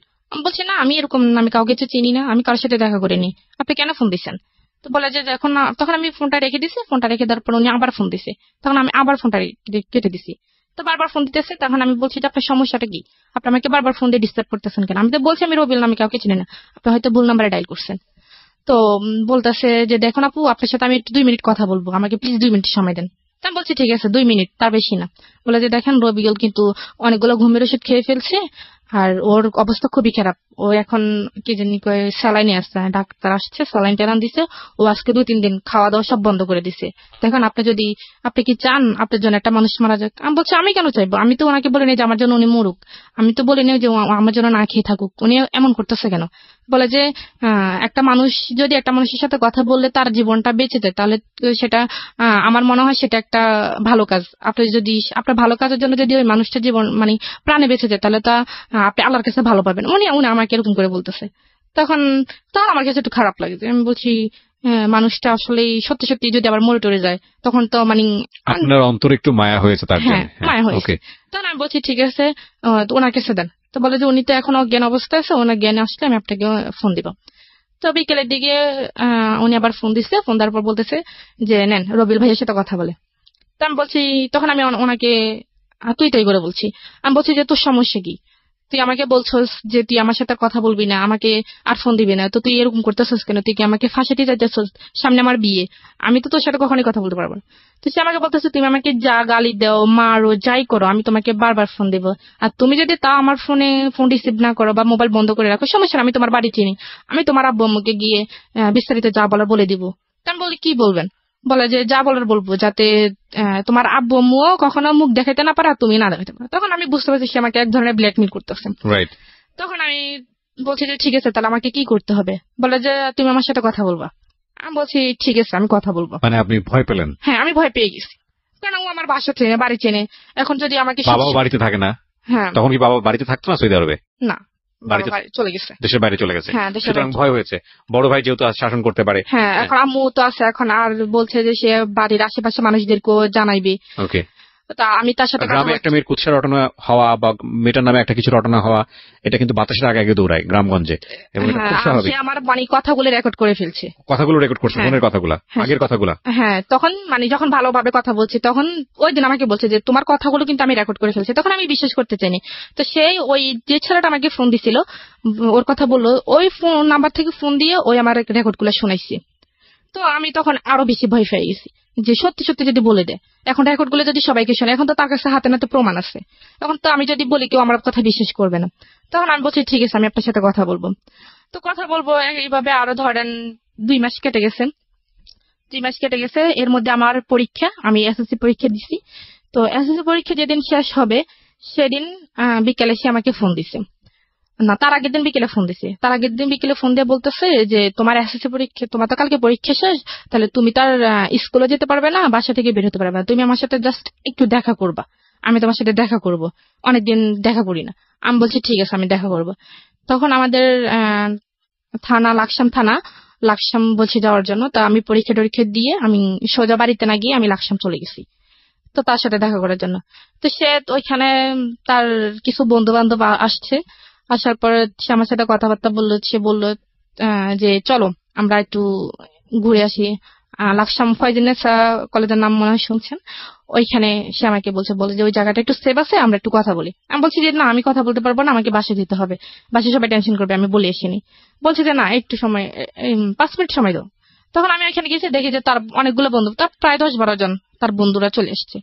চলে এসে আমাকে ভাবি টাবি বলতেছে ভালো টালো। তখন আমার কাছে আশ্চর্য লাগতেছে, আমি কি ব্যাপার, ওরা কোথেকে আসছে? বলে যে এখানে ওরা অনেকদিন পর, ওরা ঢাকার বাইরে থাকে, কেউ চিটাগাং থাকে, কেউ বরিশাল থাকে, বিভিন্ন রকম বিভিন্ন জন বিভিন্ন জায়গায় থাকে। তারা এখানে আসছে তো তোমাকে দেখতে চাইছে, এজন্য দেখাইতে আসছি। তখন আমি বলছি ঠিক আছে তাহলে আমি চলি। তখন আমার কাছে একটু ডাউট লাগছে, তখন ওদের মানে ভাব ভঙ্গি আমার ভালো লাগতেছে না। তো আমি চলে যাওয়ার জন্য বলছি, সে আমার হাতটা ধরে ফেলছে, মানে ধরে বলছে না। আমি তখন আমার মানে আমি রাগ করে ফেলছি যে আপনি সমস্যা কি, আপনি আমাকে আমার হাত ধরছেন কেন, আপনি আমার হাত ছাড়েন। বলে যে না, তুমি আসছো তোমার ইচ্ছায়, তুমি তো তোমার ইচ্ছে যেতে পারবো না, তুমি আমার ইচ্ছে যেতে হইব। আমি বলছি আপনি আমার হাত ছাড়বেন নাকি আমি এখানে চেঁচামেচি করবো? বলে যে চেঁচামেচি করো, করলে কয়জন তোমার কথা বিশ্বাস করবে? সবাই আমার পক্ষে, তোমার পক্ষে তো কেউ নেই। তো আমি বলছি আপনার সমস্যাটা কি? বলে যে আমি তোমাকে বিয়ে করবো। আমি বলছি আপনার মাথা ঠিক আছে, আপনি কেন আমাকে বিয়ে করবেন? আর আমি তো আপনাকে কখনোই ভালোবাসিনি, আপনি জাস্ট আপনি বলছেন আপনার সাথে কথা বলার জন্য, আমি আপনার সাথে কথা বলতেছি। আমি তো বলি না আপনাকে বিয়ে করবো, বলে যে আমাকে বিয়ে করতে হবে, আমি তোমাকে আজ এক্ষুনি বিয়ে করবো, সবকিছু রেডি আছে, তুমি শুধু যাবে, গেলে বিয়েটা হয়ে যাবে। আমি বলছি কখনই না, আমি কখনোই বিয়ে করতে পারবো না। বলা যে বিয়ে করবা নাকি আমি তোমার কি জানি বাবা মার মুখে চুনকালি মাখবো? আমি বলছি মাখেন, যা করার আপনি করেন, আপনি আমার হাত ছাড়েন। বলে যে না, তুমি এখান থেকে যাইতে পারবে না। তখন সে এক প্রকার আমার সাথে যোগাযোগ করতেছে, এই বন্ধু বান্ধব সবার সামনে। হ্যাঁ, সবার সামনে সে আমার সাথে যোগাযোগ করতেছে, আমার হাত নিয়ে টানাটানি করতেছে। তার বন্ধুরা তার পক্ষে। আপনার সঙ্গে কেউ ছিল? আমার সাথে কেউ ছিল না, আমি একাই গেছিলাম ওইখানে। তো তখন আমি অনেক ভয় পেয়েছি, তখন আমি খুব কান্নাকাটি করতেছি। তখন ওই আবার ওই কলেজের মাঠেই মনে করেন বিকেল টাইমে খুবই ফাঁকা ছিল, আর আশেপাশে কোনো লোকজন ছিল না যে আমি কাউকে ডেকে মানে আমার সমস্যার কথা বলবো। তখন তার বন্ধু একটা বন্ধু একটা প্রাইভেট কার নিয়ে আসছে, নিয়ে এসে আমাকে মানে টান মেরেই মানে গাড়ির ভিতরে ঢুকিয়ে ফেলছে। ঢুকিয়ে ফেলার পর তখন কি জানি মানে তারপর কি হয়েছে আমি আর জানি না। তখন আমার যখন জ্ঞান আসছে, তখন আমি একটা রুমের মধ্যে, একটা বাসার মধ্যে ছিলাম, ফ্যামিলি বাসার মধ্যে ছিলাম। তখন আমার চোখে পানি টানে দিছে, দেওয়ার পর তখন বাড়ি, তখন জ্ঞান ফিরছে ঠিকই, কিন্তু আসলে আমি কথা বলার অবস্থার মধ্যে ছিলাম না। তো তারপর ওইখানে একটা মহিলাকে দেখলাম। তো উনি আমাকে বললো যে তুমি ঠিক আছো? তা আমি বলছি আমি কোথায়, আমি বাড়ি যাবো, আমাকে বাড়িতে নিয়ে যান। তুমি জানো তুমি কার কাছে আসছো? আমি বলছি যে না। আপনি কি? বলে যে তুমি যে ছেলের সাথে আসছো আমি ওই ছেলের আন্টি হই।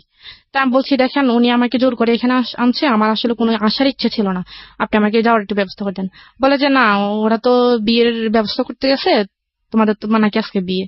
আমি বলছি যে না, আমার তো বিয়ে করার ইচ্ছা নেই, দেখেন আমার বিয়ে ঠিক হয়ে গেছে, এখানে আমি আসলে থাকতে পারবো না। আর আপনি বুঝার চেষ্টা করেন, আমি তো ওনার সাথে জাস্ট ফ্রেন্ড হিসেবে কথা বলছি। তো বলে যে না, তুমি মিথ্যা কথা বলো কেন, আমি তো সব শুনছি। তো উনি আমাকে এড়িয়ে যাইতেছে এভাবে। যাওয়ার পরে তো যাই হোক, এখন ও ছেলে আসছে, আসার পর আমি ওই ছেলের পা ধরে ফেলছি, পা ধরে মাপ চাইতেছি রবিউলের। হ্যাঁ, পা ধরে মাপ চাইতেছি যে আমাকে একটু চলে যেতে দেন, আমার জীবনটাকে এভাবে নষ্ট করিয়েন না। তো সে বলতেছে যে আমার মধ্যে কি নেই, আমি তোমার জীবন কেন নষ্ট করবো, আমি তোমাকে বিয়ে করতে চাই, এমন তো না যে তোমাকে নিয়ে টাইম পাস করতেছি বা তোমাকে নিয়ে কোথাও গিয়ে সময় কাটাতেছি, আমি তো তোমাকে বিয়ে করতে চাই। তো আমার মধ্যে কি এমন নেই যে তুমি আমাকে ভালোবাসো না? তখন আমি বলছি যে আপনি নিজের চেহারাটা একটু আয়নার মধ্যে গিয়ে দেখছেন, আমি বলছি। বলার পর সে আমাকে একটা থাপ্পড় মারছে ওইখানে, অনেক জোরে একটা থাপ্পড় মারছে। থাপ্পড় মারা আমার খুব কানাকাটি করতেছি। কানাকাটি করার পর বলতেছে যে তুই যদি আমাকে বিয়ে না করস, এখানে তুই আমার লাশ দেখবি। আমি বলছি আপনি মরেন, যাই করেন, এটা আপনার ইচ্ছা, আমি আর আপনার কোনো কথাই আমার মন গলবে না। তখন সে কি করছে, একটা তরকারি কাটার যে ছুরিগুলা, ওইগুলা এসে তার হাতের মধ্যে একটা করে দিচ্ছে। হ্যাঁ, অনেকগুলো রক্ত বাইরে দিতেছে। তো বাইরে হওয়ার পর আমার তখন খারাপ লাগছে, তখন আমি দৌড়ে গিয়ে তার হাতটা চেপে ধরছি যাতে রক্ত বাইরে না হয়। তো চেপে ধরার পর তার আন্টি আমি ডাক দিচ্ছি, ডাক দেওয়ার পর উনি আইসা ব্যান্ডেজ করে দিছে। তারপর তো বলে যে ওই ছেলে আমাকে বলে যে এখন তো দেখছো আমি তোমাকে কতটা ভালোবাসি, এখন তুমি কি চাও আমি তোমার জন্য মরে যাই? তখন আমি আসলে এক ধরনের রাজি হয়ে গেছি। আমি বলছি ঠিক আছে আমি রাজি। তো আমি বলছি যে আমি রাজি এক সপ্তাহে, তো আমি বিয়ের পর আমি বাড়িতে চলে যাব। তো সে বলছে যে না, বিয়ের পর তো আমি বাড়িতে যাওয়ার জন্য তো তোমাকে বিয়ে করবো না, আমি বিয়ে করবো তোমাকে আমার কাছে রাখার জন্য। তো যাই হোক, বিয়েটা হয়ে গেছে। 9 লাখ টাকা কাবিননামা ছিল। সে আমাকে বলছে যে কাবিননামা কত টাকা হবে। তখন আমি বলছি যে আপনার ইচ্ছা। তখন আসলে আমার ওই মানসিকতা, মানে বিয়ের জন্য যে একটা প্রস্তুত থাকা, আমি আসলে ওইরকম ছিলাম না। তখন আমি বলছি আপনার যত ইচ্ছে তো, না তুমি বলো। আমি বলছি যে ঠিক আছে 10 লাখ টাকা। তো কাজী বলতেছে ঠিক আছে, কেউ কিছু বলা দরকার না, আমি একটা বলে দিই। তো উনি 9,01,01 টাকা বলছে। আপনার বয়স হয়েছিল বিয়ের? জি না, আমার বয়স তখন, আমি ক্লাস এসএসসি পরীক্ষা দিছি, তখন আমার 16 বছর সামথিং, সর্বোচ্চ হলো 15-16 বছর। হ্যাঁ তখন চলে। তো তখন আবার আমার কাজী কত বয়স দেখালো? ওখানে 20 বছর দিছে। 20 বছর দিয়েছে। হ্যাঁ। এরকম বিয়েতে যদি কেউ করায় এবং এটা যদি কোনোভাবে আইনি ঝামেলায় যায়, তাহলে মানে ওনারা তো ফাঁসবেনই, কাজী সবার আগে ফাঁসবে আর কি। তো যাই হোক, তো আমাকে ওই তো 9,01,01 টাকায় বলছে। বলার পর তো বিয়েটা হয়ে গেছে। হওয়ার পর সেই যেখানে চাকরি করে ব্রাহ্মণবাড়িয়া, সেখানে আমাকে নিয়ে গেছে ওই দিনই। ট্রেনে চলে গেছে আমরা। যাওয়ার পর ওইখানে একটা রুম নিল। রুম নেওয়ার পর কিছু জিনিসপত্র কিনলো। বাড়ির কথা আপনার মনে পড়েনি? বাড়িতে কি হচ্ছে? না, অবশ্যই পড়ছে। তখন আমি তাকে অনেকবার চেষ্টা করছি। তখন তো আমার কাছে ফোন ছিল না, কারণ আমি সাথে করে ফোন নিয়ে আসিনি। আর তাকে আমি অনেকবার বলছি যে বিয়ে যেহেতু হয়ে গেছে, তখন তো বাড়ি থেকে কোনো সমস্যা করবে না, বাড়িতে জানাই। বলে যে না না, এখন বাড়িতে জানালে সমস্যা করবে, আমরা আগে একটু সেটেল হই, তারপর বাড়িতে জানাবো। তখন মানে সে যেভাবে বলতেছে সেভাবে, কারণ মানে তার কথা যদি আমি একটু মানে নড়চড় করি, সে আমাকে ছুরি টুরি দিয়ে ভয় দেখায়, তারপর হাত কাট নিয়ে মানে ভয় দেখায়। তখন আমি আসলে এতটা ইয়ে ছিলাম না। তো বাড়িতে কি হয়েছে না হয়েছে সেটা আমি তখন জানি না। তো তখন আমাকে ওইখানে নিয়ে গেছে। নিয়ে যাওয়ার পর সে আমাকে একটা রুম নিল। রুম নেওয়ার পর মানে টুকটাকি যা লাগে আর কি সব নিছে। নেওয়ার পর তো চলতেছি। তখন যাচ্ছি, বাড়িতে কি হয়েছে না হয়েছে সেটা তো আমি জানি না। তখন ওইখানে গেলাম। তো নেওয়ার পর সেই তো সারাদিন চলে গেল। তো আমি রান্না বান্না করলাম। তো সেই কোথায় গেছে আমি জানি না, সারাদিন সে বাসা ছিল না। আগে থেকে নিয়ে ছিল নাকি ওর রুমে গিয়ে উঠলেন? না, সে ওইখানে মানে আগে থেকে একটা রুম নিয়েছিল সেই। তো রাত্রে বেলা তো সে আসছে, এসে কিছু ফুল টুল দিয়ে রুমটা সাজাইলো নিজেই। হ্যাঁ, না নিজে না, সে আর তার এক বন্ধুকে নিয়ে, বন্ধুর সাথে দিছে। সে কোথায় গেছে আমি জানি না। তো তার বন্ধু, তার এক কলিং, উনি আবার বিয়ে করছে, বোনি আবার ওইখানেই থাকে। সে আমাকে বাইরে তালা দিয়ে চলে গেছে। তো আমি সারাক্ষণ রুমের মধ্যে ছিলাম। তো রুমের মধ্যে থাকার পর সে বিকেলের দিকে আসছে। আমাকে বলতেছে তো তুমি রেডি হও। তো আমি বলছি কেন রেডি হবো, কোথায় যাবো? বলে যে আমার এক ফ্রেন্ডে দাওয়াত দিচ্ছে, রাত্রে ওইখানে খাওয়া দাওয়া করবো। তো আমি বলছি আমি রেডি হবো কি, আমি তো তখন আমার তো মানে কিছুই নেই। হ্যাঁ, আমি রেডি হবো কি? সে আমার জন্য একটা শাড়ি কিনলো, 1200 টাকা দিয়ে একটা শাড়ি কিনছে। আর নর্মালি বাসা পড়ার জন্য 2টা 3 পিস কিনছে। তো নিয়ে আসছে। নিয়ে আসার পর সে আমাকে বলছে রেডি হওয়ার জন্য। তো রেডি হয়েছি। রেডিমেডি হয়ে আমরা ওই ফ্রেন্ডের বাসায় গেছি। যাওয়ার পর ওইখানে খাওয়া দাওয়া করে আমরা আবার রিটার্ন আসছি। ওই ফ্রেন্ডের বাসায় যখন খাওয়া দাওয়া করতে গেছি, তখন বাসাতে মানে আবার খাওয়া দাওয়া করে যখন আবার বাসা আসছি, তখন দেখি ফুল টুল দিয়ে সাজানো রুমটা।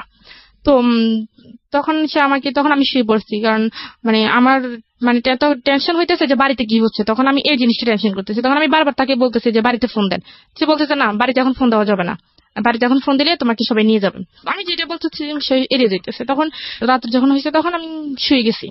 তো সেই দোকানে গেল। দোকানে গিয়ে আমার জন্য, আমার খুব মাথা ব্যথা করতেছে, আবার পুরো শরীর জার্নি করছি, পুরো শরীর মানে ব্যথা হয়ে গেছে। সে আমার জন্য ব্যথার কিছু ওষুধ নিয়ে আসতে গেছে। তখন আসে দেখে যে মানে তখন আমার চোখটা একটু বুঝে আসছে। তো আসছে সে যে দরজা খুলছে, আমি টের পাইছি।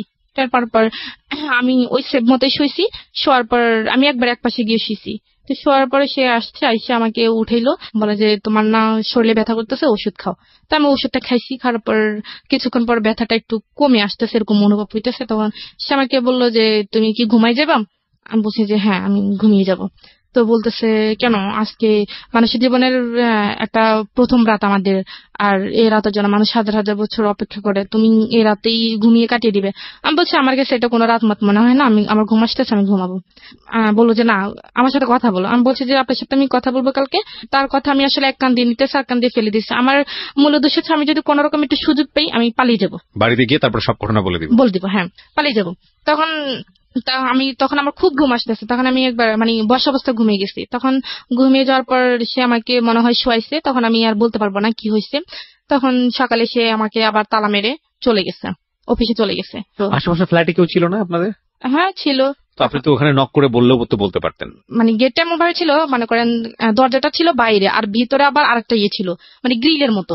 আচ্ছা, মানে হলেও সম্ভব না, চিল্লালেও হয়তো অনেকে শুনবে না। হ্যাঁ। আচ্ছা, আর পরে কি করছে, তখন আমি উঠছি, উঠে ফ্রেশ হয়েছি, ফ্রেশ হয়ে আমি নাস্তা খাইনি, আমি চাটা শুধু খাইছি আর পরোটা খাইনি।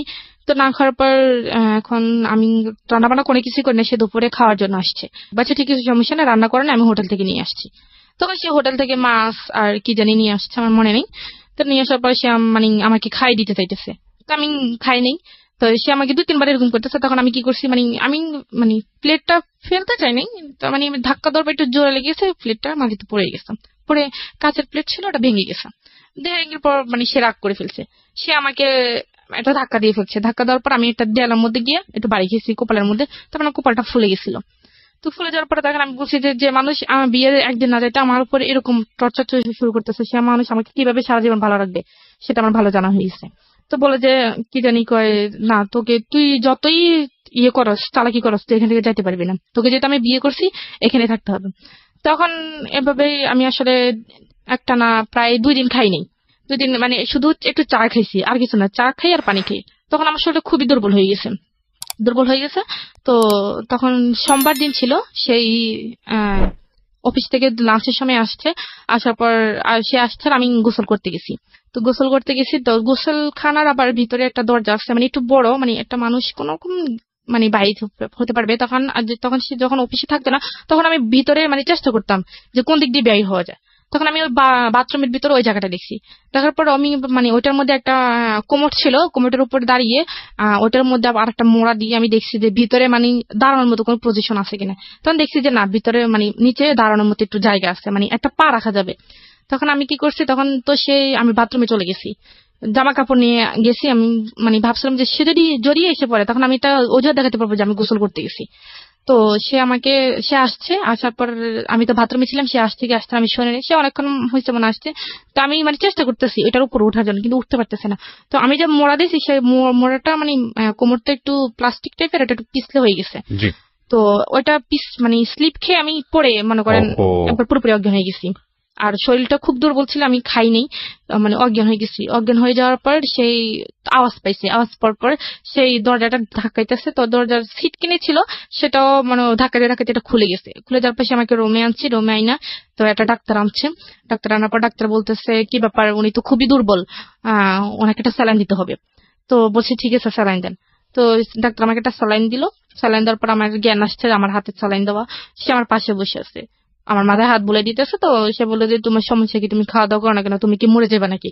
আমি বলছি যে হ্যাঁ আমি মরে যাবো। বলা যে তুমি মরে গেলে আমি থাকবো কি করে? আমি বলছি আপনি কিভাবে থাকবেন সেটা তো আমার জানার বিষয় না, যখন আমি আপনার কাছে ছিলাম না তখন তো আপনি ছিলেন, এরকম বলতেছে। তখন মানে আমি সব কথা তার মানে খুব, সে যদি নর্মালি কথা বলে আমি একটু মানে রাগ দেখে কথা বলি। 5-6 দিন চলে যাওয়ার পর সে একদিন রাত করে আসছে। আসার পর আমি শোয়া ছিলাম, মানে ঘুমিয়ে ছিলাম আবার ছিলাম, মানে এরকম একটা অবস্থা। সে মনে করেন এক ধরনের আমার উপর জোরাজুরি করতেছে, যেরকম স্বামী স্ত্রীর মধ্যে একটা ফিজিক্যাল রিলেশন যেটা হয়, সেটা ওই দিন মানে ফার্স্ট ওই দিন হয়ে গেছে আপনার অনিচ্ছা সত্ত্বে। হ্যাঁ, আমার অনিচ্ছা সত্ত্বে। So it was rape. Legally যদি এটা বলি, আইনত এটা হচ্ছে রেপ। হ্যাঁ। তারপর সে আমার সাথে জোরাজুরি করে এরকম সেদিন 3 বার সে আমার সাথে ফিজিক্যাল রিলেশন করছে। তো তখন আমি এক পর্যায়ে মানে নিস্তেজ হয়ে গেছি, বাট আমার কোনো হুঁশ ছিল না। তো হুঁশ না থাকার পর সকালে আমি মানে হাঁটতেই পারতেছি না, মানে এরকম একটা অবস্থা। পরে উনি অফিসে যাওয়ার সময় ওই দিন আর আমাকে তালা দিয়ে যায়নি। যেদিন তার আগের দিন যে ফিজিক্যাল হয়েছে, তো তার সকাল থেকে সে আমাকে তালা দিয়ে যায়নি, দরজা খোলাই ছিল। তো সে আমাকে বললো যে যদি খারাপ লাগে নিচে তার আবার এক বন্ধুর আম্মা থাকে, তো ওনার সাথে গিয়ে কথা বলতে পারবো, আমি ওনাকে বলে যাবো, উনি তোমার সাথে এসে কথা বলেন। তো তখন আর বাইরের তালা দিয়ে যায় নাই। তো আমি তখন চিন্তা করলাম যে মানে আমার মনে একটা ধারণা আসছে যে যেহেতু এতদিন বিয়ে হয়েছে ঠিক, কিন্তু আমাদের মধ্যে কোনো কিছু ছিল না। তখন আমি বাড়িতে চলে গেলাম, মানে আমি বলতে পারতাম যে আমি পারফেক্ট, আমার মধ্যে কোনো ইয়ে নেই। See, this is a sense of society, sense of virginity, sense of our social ethics. It's a very important point. খেয়াল করবেন এটা। ওকে, ও মনে করতেছে বিয়ে হয়েছে ঠিক আছে, কিন্তু আমাদের মধ্যে তো কোনো ফিজিক্যাল রিলেশন ছিল না, সুতরাং আমি যেভাবেই হোক এখান থেকে এসকেপ করলে আমি বলতে পারবো যে না আমাদের মধ্যে কিচ্ছু হয়নি। এইটা হচ্ছে আমাদের প্রিমিটিভ থট অফ সোসাইটি, মানে একদম প্রাগৈতিহাসিক আমলের একটা ধারণা। আর যখন এটা হয়ে গেছে ওর মধ্যে একটা চেঞ্জ আসছে। চেঞ্জটা কি? হ্যাঁ বলেন। হ্যাঁ, তখন আমি ভাবলাম যে মানে চলে গেছিলাম, মানে আমি গেট পর্যন্ত চলে গেছি, উপর থেকে নিচে নেমে গেট পর্যন্ত চলে গেছি। চলে যাওয়ার পর মানে দেখতেছি আমি, মানে আমার হাত তো খুব কষ্ট হইতেছে, তো আমি কাঁদতেছি। তখন দারোয়ান আমাকে জিজ্ঞেস করলো যে ম্যাডাম আপনার কি হয়েছে? আমি বলছি যে না কিছু হয় নাই। তো বলে যে আপনি কাঁদতেছেন কেন? তো আমি বলছি যে না আমার আসলে একটু শরীরটা খারাপ, হ্যাঁ এই জন্য। তো বলে যে আমি কি আপনাকে বাসায় দিয়ে আসবো? তো আমি বলছি যে না ঠিক আছে। তখন মানে আমার কথা শুনে ওই যে তার বন্ধুর আমার কথা বলে উনি আবার বের হয়ে আসছে। বলে যে কি ব্যাপার ঋতু, তুমি কেন বাইর হইছো? তোমার নাকি শরীর খারাপ, তুমি বাইর হইছো কেন? চলো চলো তোমাকে বাসায় দিয়ে আসি। তখন উনি আমাকে ধরে ধরে আমাকে রুমে আইনা শোয়াই দিয়ে চলে গেছে। চলে যাওয়ার পর তখন মানে কারো মানে একটা ফোন যে পাবো, মানে কারো কাছ থেকে নিয়ে আমি ফোন করবো, মানে ওইরকম একটা জানি। তখন উনি আবার আসছে কিছুক্ষণ পর, বলে যে তুমি কি তোমার কি খিদা লাগছে বা কিছু খাইবা? আমি বলছি যে না আন্টি আমার খিদা লাগা নাই, আপনি আমাকে একটু গরম পানি করে দেন। বলে যে গরম পানিতে কি করবা? বলে যে আমি একটু বাথরুমে যাবো। পরে উনি আমাকে একটু গরম পানি করে দিচ্ছে, আমি বাথরুমে গিয়ে ফ্রেশ হয়ে আসছি। পরে আমি বলছি কি আপনার কাছে কি ফোন আছে? বলে যে কেন? বলছি আমি একটু আমার আম্মুর সাথে কথা বলবো, আমার আব্বুর সাথে কথা বলবো, আসলে তাদের কথা খুব মনে পড়তেছে, আমার খুব খারাপ লাগতেছে, একটু কথা বলে আমার কাছে ভালো লাগবে। বলে যে এই তো তুমি কিছু মনে করো না, রবিউল তো আমাকে না করছে তোমার কাছে ফোনটা না দিতে। তো তখন ভাবলাম যে বলেও লাভ নেই, তখন ভাবলাম যে যাই হবার হয়ে গেছে, বিয়ে তো একবার হবেই, তো আমার ভাগ্য হয়তো এটা ছিল। আপনি মেনে নিলেন? হ্যাঁ আমি মেনে নিছি মনে মনে। তো তারপর আপনি মেনে নিলেন, নিজেকে নিজে বোঝাচ্ছেন? আমি নিজেকে নিজে বুঝাইতেছি। তখন ভাবলাম যে যা হবার হয়ে গেছে। তো এক পর্যায়ে তো এই কয়দিন আমি তার সাথে খুবই মানে খারাপ ভাবে আচরণ করতাম, বা সে আমাকে কোনো কিছু জিজ্ঞেস করলে আমি তার উল্টোটার মানে উত্তর দিতাম। তো আজকে আসার পর আমি রান্না বান্না করছি, রান্না বান্না করা, তারপর গোসল টোসল করে ঘরটার মুছে টুছে আমি বসে রয়েছি, সে আসলে একসাথে খাবো। তো সে আসছে, আসার পর আমরা একসাথে খাইছি। খাওয়ার পর সে বলতেছে তোমার তো মন খারাপ, চলো আমরা একটু ঘুরতে যাই। তো বলছে কোথায়? বলে যে এখানে একটা নদী আছে, ওইখানে নদীতে বিকেলবেলা সবাই ঘুরতে যায়, তো চলো তোমাকে নিয়ে একটু ঘুরতে যাই। তারপর তো আসলো ঘুরতে গেলেন। হ্যাঁ ঘুরতে যাওয়ার পর ওইখানে সবাই মানে তার পরিচিত যারা আছে সবাই জিজ্ঞেস করতেছে হ্যাঁ কি রে রবিউল এটা কে? তো বলতেছে তো তোর ভাবি টাবি পাইছে। তো তখন ওই যে একটু একটু বাইরে যেতাম বা সবার সাথে একটু, বা মেয়ে যারা ছিল বা আন্টি যারা ছিল তাদের সাথে একটু কথাবার্তা বলতাম, তাদের সাথে একটু ফ্রি হয়ে গেছি। তখন একদিন আমাকে এক আফু, মানে উনি আমার সিনিয়র অনেক, উনি আমাকে একদিন বলে ঋতু তোমাকে আমি একটা কথা বলবো, তুমি কিছু মনে করবে না তো? বলে যে তুমি আসলে রবিউল তো তোমার হাজবেন্ড, এখন তুমি বললে হয়তো তোমার মন খারাপ হতো। আমি বলছি সমস্যা না, আপনি বলেন। বলে যে দেখো তোমরা একসাথে চলাফেরা করে আসলে তোমার সাথে আসলে তোমরা দুজনকে একসাথে মানায় নাই, তুমি কোথায় রবিউল কোথায়, মানে ওর নামে বিভিন্ন রকমের কথা বলতেছে। তখন আমার কাছে আসলে খারাপ লাগতো, কেন এই কথা বলবে? তো এখন তখন একটা দিক, যখন আমি ওকে মন থেকে মেনে নিছিলাম যে আমার যেহেতু বিয়েটা হয়ে গেছে, তখন যা হবার আসো হবে, তখন আমি পুরোপুরি ভাবে ওকে মানে ভালোই বাসছি, মানে পুরোপুরি ভাবে ওর প্রতি দুর্বল হয়ে গেছি। তো তখন আমি ওকে বললাম যে দেখেন আপনি অফিস থেকে ছুটি নিতে পারবেন? তো বলে যে কেন? আমি বলছি আপনি আগে নেন, তারপর আমি বলতেছি। তাকে আমি 3 মাস বাসায় রাখছি। 3 মাস বাসায় রাখছি বলতে মানে যাতে কেউ কিছু বলতে না পারে, বা তার স্বাস্থ্যের দিক থেকে, তার মানে ফেসের দিক থেকে, বা তার সব দিক থেকে। আচ্ছা, মানে আপনি তাকে তৈরি করতেছেন আপনার ফ্যামিলির জন্য, যাতে করে আপনি তাকে নিয়ে ফ্যামিলিতে ফেস করতে পারেন। বাইরের মানুষ যেহেতু এরকম বলতেছে, তারা আমার ফ্যামিলি তো কখনো ওকে মেনে নিবে না। তখন আমি তাকে মানে ডাক্তারের সাথে কথা বলে বিভিন্ন রকমের রুচিকর, যাতে রুচি হয় খাবার, ওষুধ বা পুষ্টিকর যে খাবারগুলো আছে একটা মানুষ বা ভালো মতোই হওয়ার জন্য, সবগুলোই আনছি। তো 1 মাস যখন হয়ে গেছে, এখন ও তো চাকরি করে না, এখন 1 মাস একটা মানুষ 1 মাস বসে বসে খেলে কতদিন যায়? আর ওর তো কোনো এক্সট্রা কোনো টাকা নাই। তো আমি কি করছি, ওই যে ঢাকায় থাকাকালীন যে রিয়ার কথা বললাম, তো রিয়ার কাছে আমি ফোন দিলাম। পরে রিয়াকে আমি সব কিছু বলছি, বলার পর আমি বলছি যে দেখ তুই এটা কারোর কাছে বলিস না, এখন আমি একটু সমস্যা আছি, আমার কিছু টাকা লাগবে। তো বলে যে কত টাকা? তা আমি বলছি 10-15 হাজার টাকা হলে হবে। একটা বিকাশ নাম্বার দিচ্ছে, আমাকে 15 হাজার টাকা পাঠাইছে। 15 হাজার টাকা পাঠানোর পর আমি তার জন্য বিভিন্ন রকমের আর বিভিন্ন আইটেমের খাবার নিতে, মানে যেগুলি কাজে আসে বা পুষ্টিকর যে খাবারগুলো সেগুলো নিছে। যেমন তো তাকে 3 মাস পর পুরোপুরি ভাবে হয়ে উঠছে, মানে আমি যেরকমটা চাইছি সেরকমটা হয়ে গেছে। তো 3 মাস পরে তখন থেকে মনে করে আমাদের সংসারটা খুবই একটা সুখী সংসার। সেও আমাকে প্রচন্ড ভালোবাসে, আমিও তাকে প্রচন্ড ভালোবাসি। এখন এই ভালোবাসা দিয়ে একটা হ্যাপি ফ্যামিলি আমাদের। তো এর মধ্যে আমি তাকে বললাম যে দেখেন আমার তো বিয়ে কিন্তু 1 বছর চলে গেছে এইভাবে। তো চলে যাওয়ার পর আমি বললাম 1 বছর পর বললাম যে আমি তো এসএসসি পরীক্ষার আমার ভালো একটা রেজাল্ট আসছে, তো আমি ইন্টারে ভর্তি হইতে চাই। এই 1 বছরের মধ্যে আপনি কোনো যোগাযোগ করেননি বাড়িতে? না, কোনো যোগাযোগ করিনি। ওর লেখাপড়া কতদূর ছিল? উনি মাস্টার্স কমপ্লিট করছে। ওকে, রবিউল মাস্টার্স কমপ্লিট করা। ওকে, বাচ্চাদের পড়ার জন্য তো অন্তত আমার কিছু জানা দরকার। বলে যে না, সেটা যতটুকু জানা অতটুকুই এনাফ। তো আমি বলছি ঠিক আছে, এখন সে যেভাবে বলতেছে সেভাবেই। তো এভাবেই চলতেছে। 1.5 বছর চলে যাওয়ার পর তখন আমি হঠাৎ মনে করেন আমার ফিউর হচ্ছে না প্রায় 2 মাস ধরে। তো আমি একটু টেনশনে আছি। তো তারপর হচ্ছে তখন আমি একটু টেনশনে পড়ে গেছি। তখন আমি ওকে জানাইনি। তো না জানানোর পর আমি নিজে নিজে একটা ডাক্তার কাছে গেছি। তো বলে যে আপনি তো প্রেগনেন্ট। তো আমি বললাম না, এটা সম্ভব না, আমি এখন এই মুহূর্তে বাচ্চা নিতে চাই না। আচ্ছা। তো বলে যে কেন আপনাদের, বলে যে আপনি কি বাচ্চা আসছে? আর আমি বলছি যে না, আমাদের বাচ্চা নেই, এটা প্রথম, তবে আমি এখন বাচ্চা নিতে চাই না। তো বলে এটা আপনার হাজবেন্ড জানে? তখন ও কিন্তু এটা জানে না। তো আমি বলছি যে হ্যাঁ, এটা ও জানে, ও নিতে চাচ্ছে না। তো আমি বলছি যে তাহলে, তো বলে যে তাহলে এটা যদি রাখতে না চান তাহলে যত তাড়াতাড়ি সম্ভব এটাকে অ্যাবর্শন করতে হবে। বলছে আপনি এড্রেসে চলে যান, ওনারা যা করার করে দিবেন। মানে এটা করার পরে একটু অসুস্থ ছিলাম, পরে এভাবে চলতে ভালোই আছি, ভালোই। তারপর আমি আবার প্রেগনেন্ট। সেকেন্ড টাইম কনসিভ করলেন? হ্যাঁ, করার পর সেটা আমি তাকে জানাইছি। প্রথমবারের কথা তো আমি তাকে জানাইনি।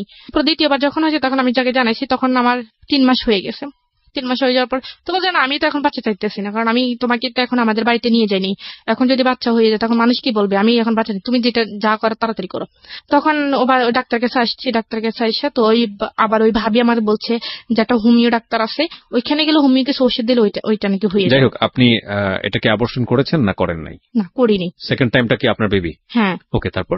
হ্যাঁ, তারপর যাই হোক, এটা অনেকবার করছি। তো ট্রাই করছেন অ্যাবর্শন করার জন্য? হ্যাঁ, অনেকবার ট্রাই করছেন কিন্তু হয়নি।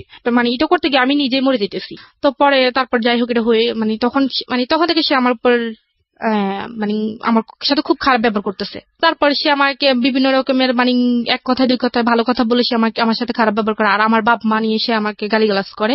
তো করার পর হঠাৎ করে চেঞ্জটা দেখলেন শুধু কনসেপ্টটা করার পরে? হ্যাঁ, কনসেপ্টটা করার পরে চেঞ্জটা দেখি। তারপর আমরা যে রুমে থাকতাম, যেখানে থাকতাম সেখান থেকে পানিটা নিয়ে যে আনতে হয় সেটা একটু দূরে, ঠিক আছে? তো আমার বেবি যখন 7 মাসের প্রেগনেন্ট আমি, তখন বালতি ভরে ভরে, অনেক বড় বড় বালতি ভরে ভরে ওইখান থেকে পানি আনতে হয়। তো সেটা আমার জন্য খুবই বিপজ্জনক। সব যে দেখে সে বলে যে তুমি এই কাজ করো কেন? সে আমার কাজ দিয়ে বিভিন্ন রকমের জামা কাপড় বা তার শার্ট প্যান্ট এগুলো ধোয়াইতো, বা এখন যেগুলো আমার জন্য করা উচিত না সেগুলো করাইতো। তো আমি এক রকমের করতাম, সব কাজ করতাম। তো করার পর যখন 8 মাস হয়ে গেছে তখন সে আমাকে বলছে যে পরীক্ষা করাইতে, পরীক্ষা করলে যে ছেলে হয় না মেয়ে হয় এটা জানার জন্য। তো আমি বলছি তুমি কি হইলে খুশি? বলে যে আমার ছেলে চাই। তখন আমি বললাম যে এটা তো যদি ছেলে না হয়, বলে যে ছেলে না হলে যদি মেয়ে হয় তাহলে মেয়ে হলে মেয়ের বিয়ের টাকা আমি দিতে পারবো না। তখনই সে মেয়ের বিয়ের প্রসঙ্গে কথা উঠেছে যে যখন বিয়ে দিবে তখন মেয়ের বিয়ের টাকা সে দিতে পারবে না, আমার বাবার বাড়ি থেকে দিতে হবে। আর মেয়ে যদি হয়, মেয়ে সুন্দর হতে হইবে, ফুটফুটে হইতে হইব। মেয়ে যদি কালো হয় তাহলে সে মেয়ে কখনোই সে রাখবে না, সে পালক দিয়ে দিবে। ছাগল নাকি? সরি ফর দিস ওয়ার্ড, আমি এই ওয়ার্ডটা অনেক উচ্চারণ করাটা ঠিক হচ্ছে না, বাট এটাই আমার এক্সপ্রেশন, ভেরি জেনুইনলি ভিতর থেকে যেটা আসছে, এবং এটা কোনো প্রকার এডিট না হয়ে অনেক জায়গা আমি চাই। ওকে, বলেন। তারপর কি হয়েছে, তো আমি গেলাম, আমার ওই ভাবিকে নিয়ে গেলাম। তো উনি বলছে যে মেয়ে হবে। তো ডেট দেওয়ার পর বলতেছে মেয়ে হবে। যখন ওকে জানাইছে তখন সে আমার উপর খুব রাগ করছে। আমাকে আমার পারে না, মারবে না ধরবে, সে বুঝতে পারতেছে না। তো পরে মাস্টার্স পাস ছিল, রাইট? হ্যাঁ, এটা তোর জানা উচিত। ছেলে মেয়ে হওয়ার ব্যাপারটা তো মেয়েদের উপর নির্ভর করে, এটা সম্পূর্ণই ছেলেদের উপরে। তবে সে আমাকে তখন বলতেছে, যখন শুনছে যে আমার মেয়ে হবে তখন সে আমার বাড়িতে আস্তে আস্তে যোগাযোগ করার চেষ্টা করতেছে। তখন সে আমাকে প্রথমে আমার আম্মুর কাছে ফোন দিচ্ছে। আমার আম্মু নিজে ফোন দিয়েছে? হ্যাঁ, সে নিজে ফোন দিচ্ছে। আচ্ছা। তো ফোন দেওয়ার পর সে বিস্তারিত জানলো যে যা হয়ে গেছে, এখন আপনারা মেনে নেন। তখন আমার আম্মু এটা অ্যালাউ করে নাই যে আমার মেয়েকে পাঠিয়ে দাও, তোমার আসার দরকার নেই, আমরা আমার মেয়েকে অ্যাকসেপ্ট করবো, কিন্তু তোমাকে তো আমরা অ্যালাউ করবো না। তখন আসে আমার আব্বুকে ফোন দিয়েছে। আমার আব্বুর কাছে সে খুব কান্নাকাটি করছে, আমিও খুব কান্নাকাটি করছি। করার পর আমার আব্বু বলছে ঠিক আছে, আমি ব্যবস্থা করতেছি। তো সে বলতেছে দেখেন, ঋতু তো আপনার প্রেগনেন্ট, বা ওর তো বেবি হবে, এখানে তো দেখাশোনার মতো করার মতো কেউ নেই, এখন আমাদের বাড়িতে ওকে নিয়ে যেতে পারি নেই। তো এখানে কে দেখবে? আপনারা যদি চান তাহলে ও প্রথম বাচ্চাটা আপনাদের এখানে হোক। তো আমার আব্বু বলছে ঠিক আছে, আমি ব্যবস্থা করতেছি। তখন আমার আব্বুর আসার সময় হয়েছে, তো আমার আব্বু আসবে। তা বলছে ঠিক আছে, আমি বাড়িতে যাই ঋতুর আম্মুর সাথে কথা বলে দেখতেছি। তো দেশে আমার আব্বু বাড়িতে আসছে, আমার আম্মুর সাথে কথা বলে আমার আম্মু কোন রকম মানানোর পর তো আমরা গেলাম। এর আগে এখানে একটা ঘটনা হয়েছে যে আমি যে বললাম না যে একটু দূর থেকে পানি আনতে হয়, তো আমি বললাম যে আমরা এখানে থাকবো, টাকা দিয়ে থাকবো, আমরা তো এখানে মানে টাকা ছাড়া থাকতেছে না, তাহলে তুমি একটা ভালো দেখে একটা রুম নাও যেখানে পানিটা নিয়ে একটু কাছে পাওয়া যায়, তো আমি এখানে থাকবো না। তো বলে যে আমি যেখানে থাকবো তুই সেখানে থাকতে হবে। তখন থেকে সে আমাকে তুই করে ব্যবহার করে, তুই সেখানে থাকতে হবে, আর না থাকলে তুই চলে যা। আমি বলছি আমি এই অবস্থা কোথায় যাব। তখন এক কথা দুই কথা আমি বলছি যে মানে একটু বেশি হয়ে গেছে যে আমি এখানে থাকবোই না, আমি এখানে চলে যাব, আমি কি এখানে টাকা ছাড়া থাকি নাকি। তখন সে আমাকে অফিস থেকে দুপুরবেলা খাইতে আসছে, তার কোমরে একটা বেল্ট ছিল, সে বেল্ট দিয়ে এই প্রেগনেন্ট অবস্থা আমাকে খুব মারছে, কেউ এসে আমাকে ধরে নাই, দরজা বন্ধ করে সে আমাকে খুব মারছে। মারার পর আমি শুয়েছিলাম, তো আমি শোয়া থেকে উঠতে পারতেছি না। তো ওই ভাবিটা আসছে, এসে ভাবিটা মানে উনি ছিল না, রবিউল ছিল না। তো শুধু মেয়ে সন্তানকে কেন্দ্র করেই আপনাদের মধ্যে এই ধরনের আচরণ? হ্যাঁ। তখন আমি আমার বেবি হওয়ার এক সপ্তাহ আগে আমাকে বাড়িতে দিয়ে আসছে, দিয়ে আসার পর বাড়িতে যাওয়ার পরে রিঅ্যাকশনটা কি দাঁড়ালো? এতদিন পরে বাড়িতে গেলেন, কয় বছর পরে বাড়িতে গেলেন? এই তো 3 বছরের মাথায় বাড়িতে গেছি। 3 বছরের মাথায় ওই যে আপনাকে কিডন্যাপ করে নিয়ে গেল, এটা তো কিডন্যাপ, অফকোর্স কিডন্যাপ। এবং তারপরে 3 বছর ধরে এইরকম একটা মানুষের সঙ্গে থেকে বাড়িতে সবাই আমাকে দেখতে আসছে, মনে করেন বাড়িতে গ্রামের বাড়িতে যেটা হয় আর কি, বিশেষ করে তো যা হওয়ার সবাই নানা কথা বলতেছে। যাই হোক পরে ওকে দেখছে, দেখার পর ওনাদের পছন্দ এখন না হইলেও মেনে নিতে হবে, কারণ আপনার বাবু চলে আসছে পেটে। বাবু চলে আসছে, হ্যাঁ। তখন আমাদের বাড়িতে যেমন আমরা বৃহস্পতিবারে গেছি, তো উনি শুক্রবারে চলে আসছে, ওনাদের বাড়িতে চলে গেছে। ওনাদের বাড়িতে যাওয়ার পর আমার আব্বু বলছে যে এটা যত তাড়াতাড়ি সম্ভব ওনাদের ফ্যামিলি জানতে। তো ওনাদের ফ্যামিলিকে জানাইছে, জানানোর পর ওনার ফ্যামিলি বলছে ঠিক আছে সমস্যা নেই, আমরা নিয়ে আসবো, বেবি হোক, বেবি হওয়ার পর আমরা বেবি এবং বেবি মাকে দুজনকে একসাথে নিয়ে আসবো। তো আমার আম্মু মানে ও এমন একটা মানুষ যে মনে করেন যদি কাউকে ওর ভালো লাগে তাকে এমন ভাবে সে বশ করবে যে মানে ও চায় যে মানে ও মনে করে যে ওর মানে যেমন আমাকে দ্বারা যদি ওর কোনো উপকার আসে বা ওর কোন কাজে লাগে, যে আমাকে এমন ভাবে বশ করবে যে আমি ওকে ছাড়া কোনো কিছু বুঝবো না, মানে রবিউল। হ্যাঁ, এরকম একটা টাইপের ছিল। তো ও আমার আম্মুর সাথে কথাবার্তা বলতে বলতে ও আমার আম্মুকে মনে করেন খুবই ইমোশনাল করে ফেলছে, যে আমার আম্মু বসতে গেলেও ওকে ঢাকে, মানে শুইতে গেলে ওকে ডাকে, মানে এরকম একটা অবস্থা। এখন আমি যে ওনার মেয়ে এটা আমার আম্মু ভুলে গেছে। তো পরে কি যাই হবে, তো আমার আম্মাকে বলে গেছে যে বাচ্চা যদিও মানে চেষ্টা করার জন্য যে নর্মালি বাচ্চাটা হওয়ার জন্য, সিজারে যেতে বাচ্চা নয়। তো সে যাওয়ার সময় আমার আম্মাকে 1 টাকা দিয়ে যায় নাই কোন মানে বা বাচ্চা হলে বা কি আসে বিষয়। তো যেদিন আমার বাচ্চা হওয়ার আগের দিনই মানে আমার ব্যথা শুরু হয়েছে, সেদিন আমি কি জানাইছি যে দেখো আমার এরকম অবস্থা, তুমি একটু ফোন টোন দিও। তখন আমার বাবু হয়েছে রবিবারে 11টায়, আর ওকে আমি জানাইছি শুক্রবারে। আচ্ছা, শুক্রবার চলে গেছে, রাত গেল, শনিবার দিন গেল, রবিবারের দিন হয়েছে, শুক্রবারে জানিয়েছেন কেন? রবিবারে কেন জানাননি? মানে শুক্রবারে পরে তো রবিবার হয়েছে, মানে তার আগে রবিবারে আগে শুক্রবারে জানাইছি। বাচ্চাটা কবে হয়েছে? রবিবারে। হ্যাঁ। ও জেনেছে কবে? মানে ও তো মানে আমি বলি আমার যখন মানে বাচ্চা হওয়ার আগে যে ব্যথাটা যেটা হয় আর কি, ওই সময় জানিয়েছেন? হ্যাঁ ওই সময় আমি জানিয়েছি, সেটা শুক্রবার থেকে শুরু হয়েছে। আচ্ছা আচ্ছা। তো বাচ্চা হওয়ার পরে কি সঙ্গে সঙ্গে সে জানছে? হ্যাঁ, না সঙ্গে সঙ্গেই জানছে, যেটা আমাদের বাড়ি থেকে সে জানাইছে। কিন্তু সে তার মানে বাচ্চা হওয়ার আগ পর্যন্ত সে আমাকে একটাবার ফোন দিল না যে আমি বেঁচে আছি নাকি মরে গেছি। আচ্ছা। তো আমার ব্যথা দেখে আমার আব্বু খুবই কান্নাকাটি করতেছে, তো আমার আব্বু বলতেছে আমার মেয়েকে আমি এভাবে রাখবো না, আমি হাসপাতালে নিয়ে চলে যাবো। তখন সে আমাকে হাসপাতালে নিয়ে সিজার করেছিল। তো সিজার আমার বেবিটা হয়। তো বেবিটা হওয়ার পর আমার বেবি মাশাআল্লাহ খুবই সুন্দর হয়েছিল। তো হওয়ার পর আমার আব্বা জানাইছিল ওনারে যে তোমার মেয়ে হয়েছে। ও আমার আব্বাকে বলে যে মেয়ে কালো হয়েছে না সুন্দর হয়েছে। প্রথম কোশ্চেন ছিল এটা? হ্যাঁ, মানে মেয়ের মা সুস্থ আছে বা মেয়ে সুস্থ আছে কিনা সেটা জানতে চাইনি, সে প্রথমে জানাই যে মেয়ে কালো হয়েছে না সুন্দর হয়েছে। তখন আমার আব্বা এখানে একটা মানে রেগে গেছে যে এটা কেমন কথা যে মেয়ে কালো হয়েছে না সুন্দর হয়েছে। তখন আমার আব্বু ওর সাথে মানে রাগ করে 2-3 কথা বলে না। তখন আমার সাথে যোগাযোগ হয়েছে, সে আমার সাথে কথা বলে না, আমি তো হাসপাতালে ছিলাম। তো তখন কোরবানি ঈদের 5 দিন আগে আমার মেয়ে হয়েছে। তো কোরবানি ঈদের ছুটি হয়েছে, ছুটি হওয়ার পর মনে করেন সে ছুটি পাইছে। তো ছুটি মানে কোরবানি ঈদের মেয়ে হওয়ার 2 দিন পর সে বাড়িতে আসছে। আচ্ছা। বাড়িতে আসার পর সে আমার মেয়েকে একবার দেখতে আসেনি, মানে সে বাড়িতে চলে গেছে। তো আমি তাকে বারবার ফোন দিই যে মেয়েকে দেখতে আসার জন্য, দেখে আসার জন্য। সে বলে যে না আমি একবার ঈদের পরে গিয়ে মেয়েকে দেখে আসবো। তো আমি বলছি মানুষ মেয়ের মানে বাচ্চা হইলে বা বাবু হইলে মানুষ সঙ্গে সঙ্গে তার মেয়েকে আগে দেখতে আসে, বা ছেলে হোক মেয়ে হোক যেটাই হোক আগে দেখতে আসে, কিন্তু তুমি তো আসলা না। বলে যে আমার যদি আমি কেন যাইনি তুই জানোস? আমি কি কেন? বলে যে আমার যদি ছেলে হইতো না আমি গরু জবাই করে সবাইকে নিয়ে ফুর্তি করতাম, কিন্তু মেয়ে হয় না দেখে আমি মেয়েকে দেখতে জানি। সে আমাকে ডিরেক্টলি এভাবে বলছে। তো বলার পর আমি তখন খুব কানাকাটি করছি, তো আমি কেমন কথা এটা আবার। তো বলছি ঠিক আছে তোমার আসতে হইবে না, তো আমাদের ঈদের পরে এখন তাদের বাড়িতে আমাকে নিয়ে যাবে, এখন একটা আনুষ্ঠানিকতার দরকার। তো আমার আব্বু মনে করে, তো তারপর মানে এখন আমি তাদের বাড়িতে প্রথম যাব। এখন আমার বাবা চাইতেছে যে আমার যেহেতু প্রথম মেয়ে, আমাদের বাড়ির প্রথম মেয়ে, তার যেহেতু বিয়েটা ওইভাবে হয় নাই, আমরা একটু ছোটখাটো একটা আনুষ্ঠানিকতা করি। তখন তো ওর ফ্যামিলি থেকে বলছে ঠিক আছে, হ্যাঁ সমস্যা নেই। তো ওর যে মানে প্রথম যে আমাদের বাড়িতে আসছে মেয়ে দেখার জন্য, আমার মেয়েকে দেখার জন্য, তো সেখানে আমার মানে দাদিরা ছিল বা নানুরা ছিল। তো বলছে যে মানে মেয়েকে যখন কোলে নিছিল তখন বলছে যে মানে দাদিরা বলতেছে যে মেয়েকে কোলে নেওয়ার আগে মেয়ের হাতে কিছু দিতে হয়। তখন সে বলতেছে আমার কাছে তো কিছু নাই, সে সবার সামনে বলতেছে। আমি বলছি তোমার কাছে 10 টাকাও নাই? বলে যে না আমার কাছে 10 টাকাও নেই। তখন আমি তাকে ইশারায় তার পকেটের মধ্যে 1000 টাকার একটা নোট দিয়ে দিছি। তো বলছে ঠিক আছে এটা তুমি মেয়ের হাতে দাও। তো সে মেয়ের হাতে এটা দিচ্ছে, দেওয়ার পর তো খাওয়া দাওয়া করে সেই টাকাটা নিয়ে বাবা হয়ে কিছু দিতে হয়। হ্যাঁ এটা আমাদের মানে দাদিরা বলে, আপনাদের কাস্টম সেটা, আপনাদের নিয়ম এটা। হ্যাঁ যে বাবা মানে প্রথম বছর মুখ দেখার জন্য একটু কিছু দিয়ে দেখতে হয়। আচ্ছা আচ্ছা। তো তখন সে বলছে আমার কাছে তো টাকা নেই। তো আমি বলছি তোমার কাছে 10 টাকা নাই? বলে যে না আমার কাছে তো টাকা নাই, আমি খরচ করে ফেলছি। তো আমি বলছি ঠিক আছে, তো আমি তার পকেটে 1000 টাকার একটা নোট দিয়ে দিই, তো আমি সেটা সে মেয়ের হাতে দেয়। সে খাওয়া দাওয়া করার পর মেয়ের মানে যাওয়ার সময় সে মেয়ের হাত থেকে টাকাটা নিয়ে চলে গেছে। আমি তো সেটা জানি না। তখন আমি যখন তার সন্ধ্যের সময় মানে দেখতেছি যে ওর হাতে টাকা নেই, তখন আমি আমার আম্মাকে জিজ্ঞেস করছি যে আম্মা ওর হাতে টাকাটা কোথায়? বলছে আমি কি জানি, এটা তো ওর আব্বুর কাছে ছিল, মেয়ে কে নিছে। তখন আমি ওরা ফোন করছি, কি ব্যাপার মেয়ের হাতে টাকা কই? বলে যে আমি নিয়ে আসছি, আমার হাত খরচের টাকা নেই। তো পরে যাই হোক, আমি আসবো না কাঁদবো আমি ঠিক বুঝতে পারছি না।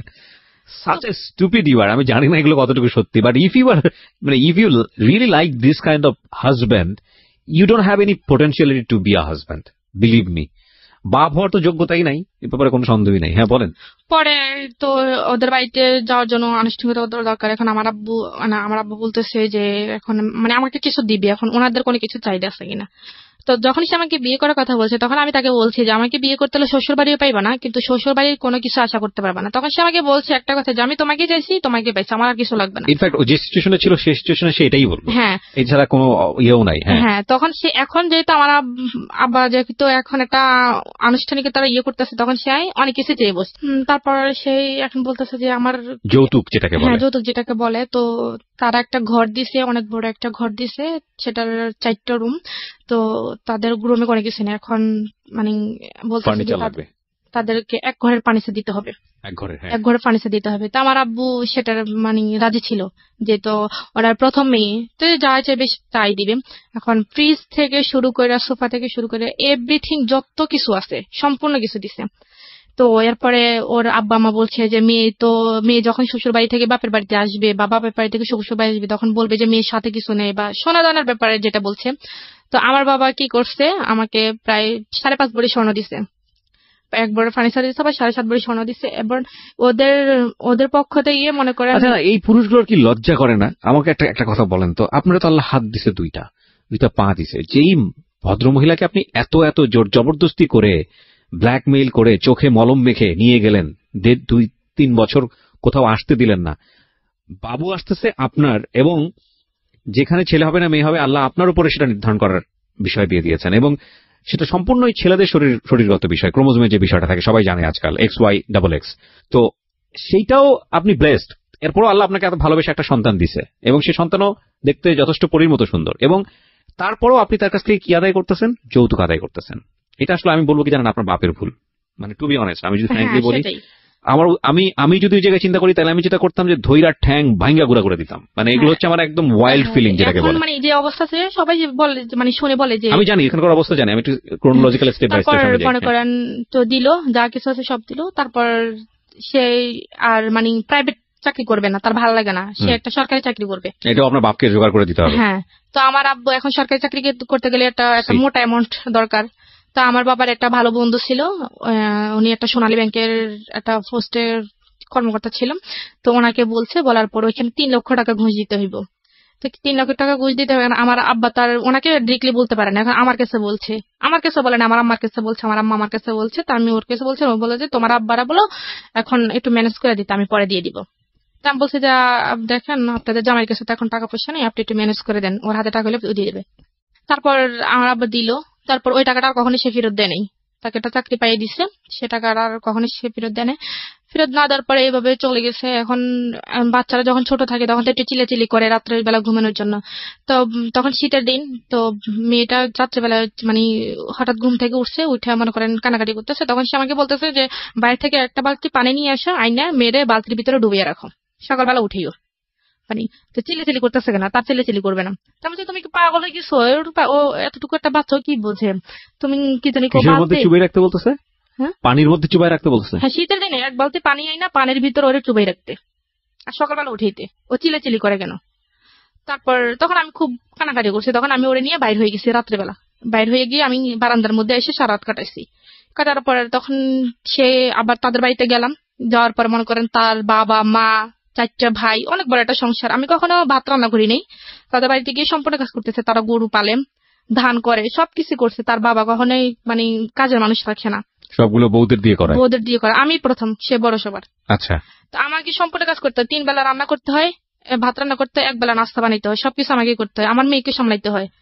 সে পক্ষে মানে তাকে এগুলো তো কিছুই করতেন না, এখন রীতিমতো সমুদ্রে গিয়ে পড়ছেন। হ্যাঁ, সমুদ্রে পড়ছি। তো যাই হোক কানাকাটি করতাম। তখন আমি মানে কাউকে কোনো কিছু বলতে পারতাম না। এখন কাউকে কোনো কিছু বলতে গেলে বলবে যে তোমার পছন্দ মতো করছে। আসলে পছন্দটা কি আমার ছিল না, ঘটনাটা অন্য কিছু ছিল। এটা তো আসলে এখন কেউ বললে বিশ্বাস করবে না।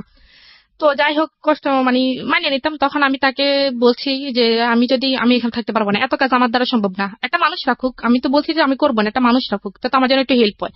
তো বলছি ঠিক আছে, আমি তোমাকে আমার সাথে নিয়ে যাবো। তো আমি ওর সাথে আমার নিয়ে যাইবো। নিয়ে যাওয়ার পর ও তখন সিলেট হবিগঞ্জ গেছে। তো আমার মেয়েকে আমি সাথে নিতে পারবো। তখন আমার মেয়ের বয়স 3 মাস। আমার মেয়েকে আমি সাথে নিতে পারবো না। তো আমার মেয়েকে আমি কার কাছে রেখে দেবো? বলে তো তোমার বোনের কাছে রেখে দাও। আমার বোন তখন ক্লাস 8-এ পড়ে। বলে যে তোমার বোনের কাছে রেখে দাও। আমি বলছি না, এতটুকু বাচ্চা আমার বুকে দুধ খায়, এখন ও কিভাবে থাকবে? বলে যে আমি তো কথা জানি না, তুমি যদি বাচ্চা নাও আমি তোমার কি জানি নিতে পারবো না। এখানে তুমি কাজ করো, যাই করে মরো বাঁচো, এখানে থাকতেই। তখন আমি আমার আমার সাথে কথা বলছি। আমার আমাকে তোর বোন যদি তোর রাখতে পারে তোর মেরে, তো তুই দিয়ে যা। তখন আমার বোনের সাথে কথা বলছি। তো আমার বোন বলে জাফু আমি এতটুকু বাচ্চা কিভাবে সামলাবো, ওর মাকে খুঁজবে। আমি বোন তুই একটু কষ্ট করে রাখ, 2-1 দিন হইলে ও ঠিক হয়ে যাবো। ওকে কোলে নিত না, আদর করতো না? করতো না, কোলে নিত না। মানে ওকে সহ্য করতে পারতো না। বললাম ও চিল্লাচিল্লি করলে এরকম কথা বলে, তারা ওকে কোলেও নিত না। মানুষ। তারপর আমি তাকে রেখে গেছি, আমার বোনের কাছে রেখে গেছি। দুধ মানে যা লাগে কিনে টিনে দিয়ে গেছি। দেওয়ার পর আমি চলে গেছি। তখন মনে করেন এখন ও আমার বুকে দুধ খায়। এখন আমার অবস্থা তো খুবই খারাপ। এখন আমি সারা দিন রাত 24 ঘন্টা কাঁদতেছি আমার মেয়ের জন্য। যদি কানাকাটি করি বলে মানে খুব মারে। মানে আমি একটু আপনার মেয়ের ব্যাপারটা একটু জানতে চাই। আপনার মেয়ে কি আপনার কাছ থেকে যথেষ্ট পরিমাণ ফিড পেতো? মানে পেতো না? না, আমার মেয়ে আমার কাছে ছিলই না। তাহলে ও খাবারটা পেতো কোত্থেকে? ওকে আলগা খাওয়াইতো। আলগা খাবারটা কোত্থেকে পেতো? গরুর দুধ, সুজি এরকম। গরুর দুধ, সুজি তো ওই বয়সের জন্য উপযুক্ত না। এটা একটা ভালো খাবার। এখন তো বাবা সেটা কিনে দিত না? না, আমার মানে আমাদের কাছে থাকাকালীন, সম্পর্ক থাকাকালীন আমার মনে হয়নি কখনো আমার মেয়েকে একটা মানে জামা কিনে দিচ্ছে। সম্পূর্ণ কিছু আমার বাবা দিচ্ছে। সম্পূর্ণ আমার কষ্ট হয়েছে, আমার কষ্ট। আপনি ওর বাড়িতে থাকতেন, তারপর আপনার বাবা দিত? আমার বাবা পাঠাইতো। আচ্ছা। তারপর আমার মেয়েকে আমি রেখে গেছি। রেখে যাওয়ার পর আমার বোন আমাকে রাত্রেবেলা রাত 3টার সময় ফোন দিয়ে বলে কাবিন নামায় কত জন ছিল দেনমোহর? 9 লাখ টাকা। 9,01,00,000 টাকা। এই কাবিন নামাটা কি আপনার কাছে ছিল? না, আমি তো কাবিন নামা দেখিনি কখনো, আমাকে দেখাইনি। Okay fine. মানে আরো কত কি বের হবে, এই জন্যই বলি জীবন নাটকের চেয়ে নাটকীয়। হ্যাঁ বলেন। তারপর আমার বোন আমাকে ফোন দিয়েছে। ফোন দেওয়ার পর বলতেছে আফু ও তো খুব কান্নাকাটি করতেছে, তোরে খুঁজতেছে। মানে ও তখন মানে কয় আমার মেয়ের কান্নাকাটি মানে শুনে আমার মা সহ্য করতে না পারে। আমার মা আমার নানুদের বাড়িতে চলে গেছে। যে একটা বাচ্চা মানুষ কানলে এমনিতে মানুষের খারাপ লাগে, আর ও তো একটা বাচ্চা, ওর মা নাই কাছে। তখন রাত 3টার সময় আমার বোনে কি করতো, আমার বোন দীর্ঘ 1.5 মাস কোনো ঘুম নাই। সারাটা দিনের বেলা যখন যেভাবে মানে পারতো কাটাইতো, রাত্রেবেলা তো ওর মানে এখন রাত্রেবেলা বাচ্চারা তো এমনিতে মাকে খোঁজে। রাত্রেবেলা কি করতো, উঠানের মধ্যে সারা উঠান হাঁটতে তো ও কাঁদতে মনে করেন ঘুমাই যেত। ঘুমানোর পর মনে করেন অনেক সময় কি করে নিঃশ্বাস বন্ধ যেত, এরকম একটা অবস্থা। তারপর আমি ওকে এইভাবে বলার পর ও আমাকে মানে কখনোই ওকে কাছে যাইতে দেয়নি, বলে যে ও ঠিক হয়ে যাবো, বাচ্চা মানুষ এরকম 1-2 মাস থাকলে পরে ঠিক হয়ে যাবো। কারণ আমার বোন মানে আমার মেয়ের মানে প্রতিদান, মানে আমার মেয়ের ঋণ আমি কখনোই শোধ করতে পারবো না। আমার বোনের ঋণ, আমার বোন আমার মেয়ের জন্য যতটুকু করছে। ছোট বোন? হ্যাঁ, আমার ছোট বোন। আপনার ছোট বোন কি আপনার শ্বশুর বাড়ি গিয়ে থাকতো? না, মানে আমাদের বাড়িতে রেখে গেছি। আচ্ছা। আমার বাবা মা আজ পর্যন্ত আমার শ্বশুর বাড়ি কি জিনিস দেখেনি। আচ্ছা ঠিক আছে। তো আপনার ছোট বোনই ওকে পালতো নিজের মায়ের মতো আদর দিয়ে? হ্যাঁ, আদর। কেন রেখে গেলেন আপনার বাড়িতে এত লোকজন আপনার শ্বশুর বাড়িতে? হ্যাঁ, ওইখানে গেলাম, এখনো কাজকর্ম, এখন আমি তো এত কাজ করতে পারতেছি না। তো আর শাশুড়ি বা অন্য কেউ দেখে নাই মেয়েটাকে? কেউ দেখে না, মানে সারাদিন ওনাদের বাড়িতে থাকার পর খাট থেকে 2-3 বার পড়েও গেছে। মানে আমি সারাদিন কাজ করতাম, এখন কাজ করে তো কাজ শেষ করতে পারতাম না, এখন মেয়েকে সময় দেবো কিভাবে? তখন এটা ওকে দেওয়ার পর আমার আম্মারা বলছে, আমার আম্মা ওকে বুঝেছে, পর ও আমার সাথে ওর সাথে আমার নিয়ে গেল। তখন মেয়েকে নিবে না ও, কারণ ও মেয়েকে নিলে ও রাত্রে ঘুমাইতে পারে না। তখন আমি মেয়েরা রেখে গেছি। রেখে দেওয়ার পর আমার মেয়েকে ওরা আমার বোনেরা পালছে টালছে প্রায় 6 মাস। আমার মেয়ের সাথে আমার কোনো রকম দেখা হয়নি। 6 মাস পর আমি আমার বাড়িতে আসছি। আসার পরে মনে করেন মেয়েটি আমার কাছে রাখছি। তখন এই 6 মাসে তো মেয়েটি একটু শিখে, এখন মেয়ে আমাকে চেনে না। যখন আমি বাড়িতে আসছি, আমি আমাদের বাড়িতে গেছি, তখন মেয়েকে আমি আমার কোলে আনতে চাই। মেয়ে আমার কোলে আসলে খুব ছেলে কান্নাকাটি করে। আমার বোনের কোলে গেলে আবার খুবই মানে ভালো, একবারে হাসি খুশি। আমার কোলে আসতে চায় না সে, মানে আমার কোলে আসলে সে মানে খুবই কান্নাকাটি করে, মানে আমাকে দেখতেই পারে না। তখন আমি ওকে বলতেছি দেখো তোমার কারণেই তো আমার আজকে অবস্থা। আমার মেয়ে, আমার নিজের মেয়ে আমাকে চিনতেছে না। বলে যে চিনবে, একটু কয়েকদিন থাকলে তারপর চিনবে। তো বলে, আমি বলছি যে না। তারপর আমি দীর্ঘ 1 মাস ছিলাম, বাট মেয়ে আমাকে কোনোভাবে চিনে না, মানে আমাকে দেখলে মেয়ে চিল্লাচিল্লি করে, মানে এরকম একটা অবস্থা। তো তারপরে যাই হোক, কোন রকম প্রায় এরকম 5-6 মাস আমাদের বাড়িতে ছিলাম। থাকার পরে আস্তে আস্তে মেয়ে আমাকে চিনলো। আপনার বোনকে কি মা ডাকতো নাকি? হ্যাঁ, আমাকে মা ডাকতো না, ও আমার বোনকে আম্মু করে ডাকতো। আম্মু ডাকতো না, মাম্মা ডাকতো। তো পরে এখন আমার বোন অবিবাহিত, এখন অপরিচিত একটা কেউ যদি আসে এরকম অবস্থা দেখে যে আমার বোনকে মারা গেছে, এটা অবশ্যই স্বাভাবিক, হ্যাঁ, বলবে যে মেয়ের বিয়ে হয়ে গেছে বা মেয়ে বাচ্চা কাচ্চা। তারপরে আমার বোন আবার একটা সমস্যা পড়ে গেছে কি, ওরে ছাড়া কোথাও যাইতে পারতো না, আমার মাকে এত ইয়ে করতো না। ও কিছু মানে ওকে ছাড়া কোথাও যাইতো, ও যখন আমার বোন আবার মাদ্রাসায় পড়ে, মাদ্রাসায় যাইতে পারতো না, বুক লাগাই দিলে চিলাচিলি শুরু করতো, বুক ছাপটাই ধরে রাখতো, যাইতে দিত না।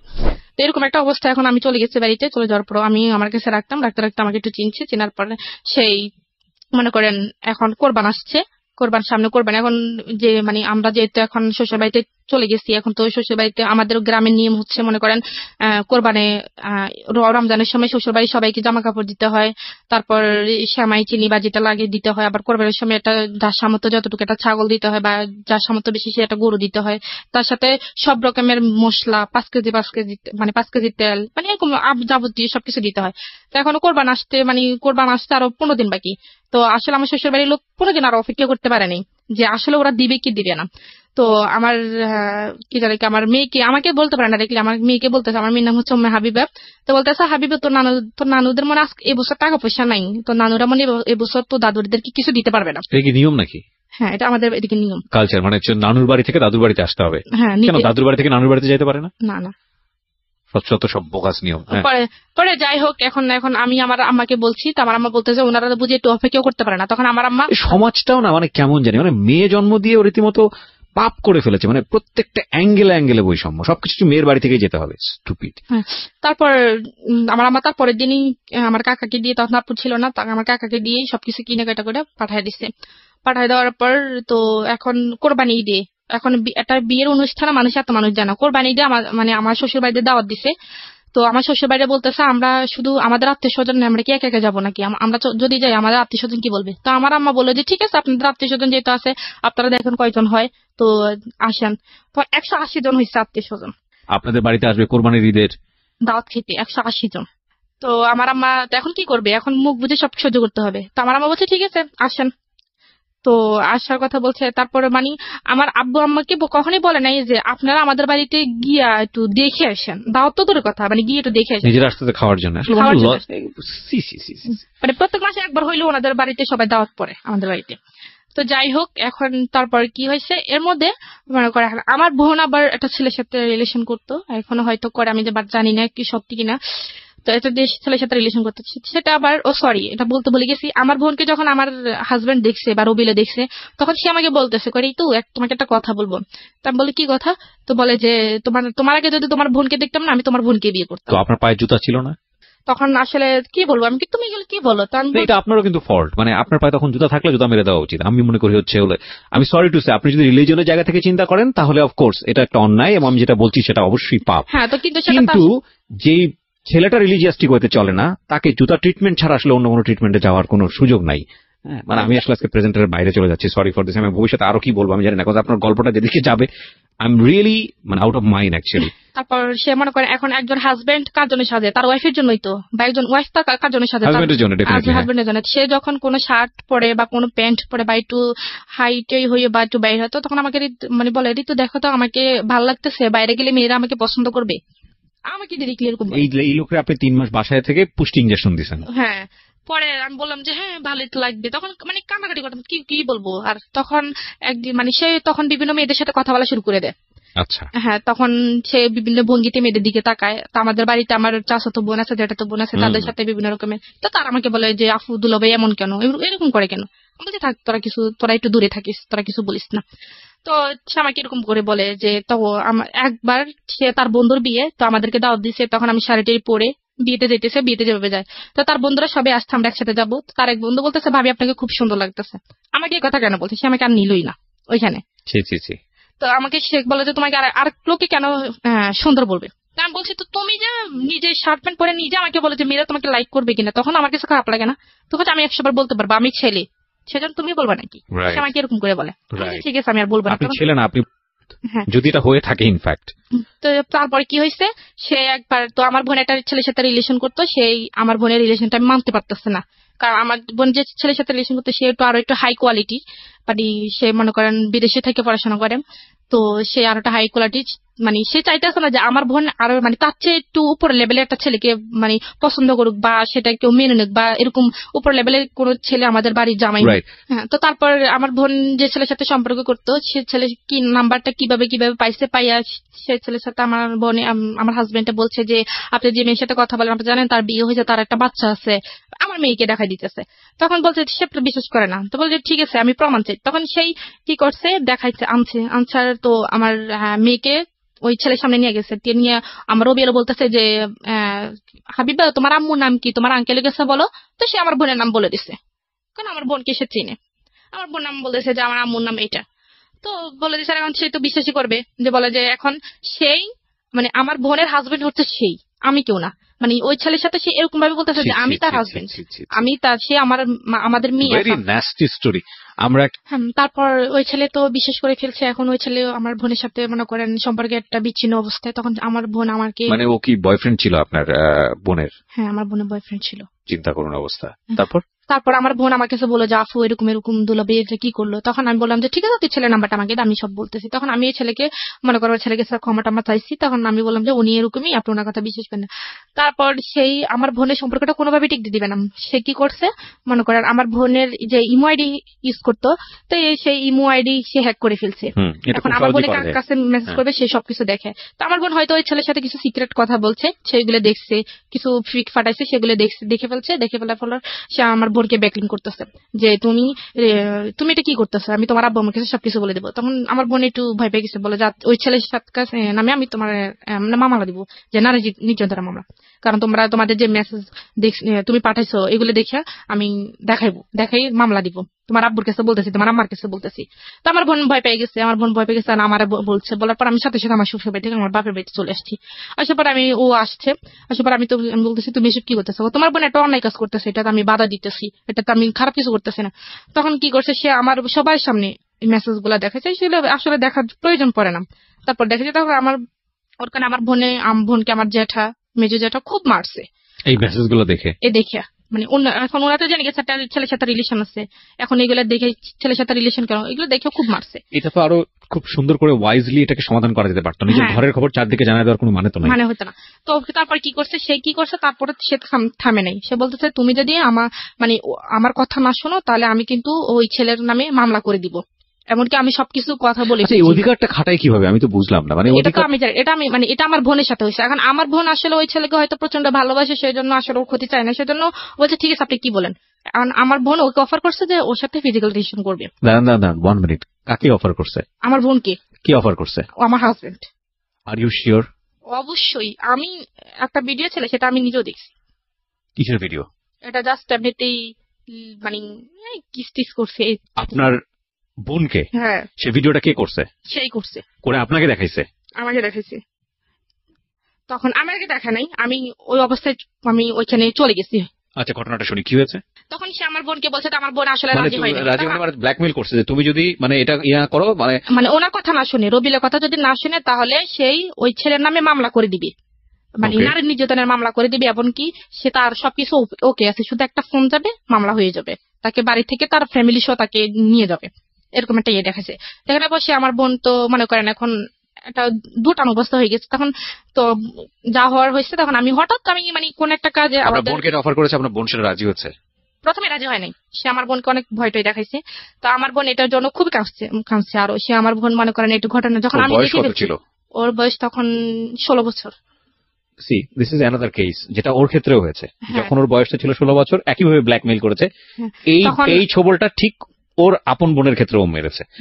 তো তখন আমার বোন মানে এটা হওয়ার পর ও নিজের হাত সব কেটে মনে করেন ইয়ে করে ফেলছে, মানে সুইসাইড করতে গেছে আমার বোনে। মানে বোনের সঙ্গে আপনার হাজবেন্ড এটা হয়েছে? হ্যাঁ, না হয় নাই, শুধু এমনিতে মানে যেটা হয় আর কি, এমনি হয়েছে। আর এটা ও ভিডিও করছে। তো তখন আমি ওই অবস্থায় ওইখানে চলে ওদেরকে ওই অবস্থা দেখে ফেলছি। দেখে বলার পর ও আর তখন আমার বোনকে তো ছেড়ে দিচ্ছে। ছেড়ে দেওয়ার পর আমার বোন আমাকে জড়াই ধরে কাঁদতেছে, খুব কান্নাকাটি করে এসব কথা বলতেছে। তখন আমি যখন বলছি যে তুমি এসব কিছু করতেছো, আমি এক্ষুনি সবাইকে জানাই দিব, তখন ও আমাকে বলে যে তুই যদি বলছ আমি বলবো যে তুই তোর বোনকে আমার কাছে দিয়ে গেছিস। ও আমাকে বলতেছে। তখন আমি তো আবার কি বলবো, এখানে আমার তো আর কিছু বলার নেই। আমি বলছি তুমি আমাকে এবার ব্ল্যাকমেল করতে পারো না। বলা যে অবশ্যই করবো, তুই যদি এটা কারোর কাছে প্রকাশ করতে চাস, আর তোর বোনের ভিডিও আছে সেটা আমি কি জানি নেটে ছেড়ে দিব। আর তুই যদি কোনো কিছু করতে চাস, কারোর কাছে বলতে চাস, তা আমি তোকে উল্টা ফাঁসিয়ে দিব। আপনাদের বাড়িতে হচ্ছে? আমার বাড়িতে, আমাদের বাড়িতে হয়েছে। তখন আমি কি বলবো, তখন আমার বোনে আমার বাবা কোথায় ছিল সেই সময়? আমার মামা নানুদের বাড়িতে ছিল। আপনার বাবা মা? আমার আব্বা বাড়িতেও ছিল, দেশের বাড়ি ছিল, আর আম্মা নানুদের বাড়িতে ছিল। তখন আমি বড় ভাইরা কোথায় ছিল? বড় ভাই বাইরে থাকে। দেশের বাইরে থাকে? মানে আপনাদের বাড়িতে আপনার দুই বোন ছাড়া কেউ নাই? না, আমার ছোট একটা ভাই আছে, ও হাবিজিতে পড়ে। তার মানে আপনাদের বাড়িতে শুধুমাত্র আপনারা দুইজন? হ্যাঁ, আর দাদু আছে। দাদু ধরেন আমাদের তো নতুন বাড়ি পুরান বাড়ি যেটা বলে, দাদুরা পুরাতন বাড়িতে থাকে আর আমরা নতুন বাড়িতে। তো দাদু কাজ টাজ করে চলে যায়, তো সবসময় থাকে না। ওকে, তারপর? তো তারপর এখন এসে আমাকে এরকম ব্ল্যাকমেল করছে, আমি আর কিছু বলতে পারি। তখন আমি আমার বোনের কাছে আমার বোনের পা ধরছি। আমি বলছি তুই ওর হয় আমার মানে আমার কি জানি ওর হয় আমি তোর কাছে মাপ চাইতেছি, তুই ওরা মাপ করে দিস। বলে যে পরে ও কি করছে মনে করেন, ওই দিন আপনার হাত পা কেটে লিছে, আপনার হাত পা কেটে লিছে, কাইটে মনে করেন ও সুইসাইড করবে এরকম বলে যে আমার জন্য এত সমস্যা। ওই ছেলে আবার জানে না।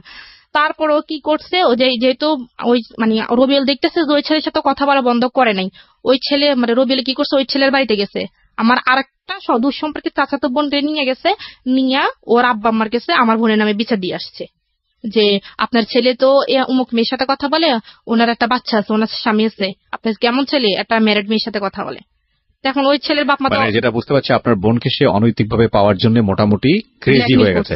হ্যাঁ, তারপর কি হয়েছে, এখন মনে করে সব মিলিয়ে তো খুবই সমস্যা হয়েছে। তখন আমি আমার ফ্যামিলিকে একটু ইঙ্গিত করছি, পুরোপুরি করিনি।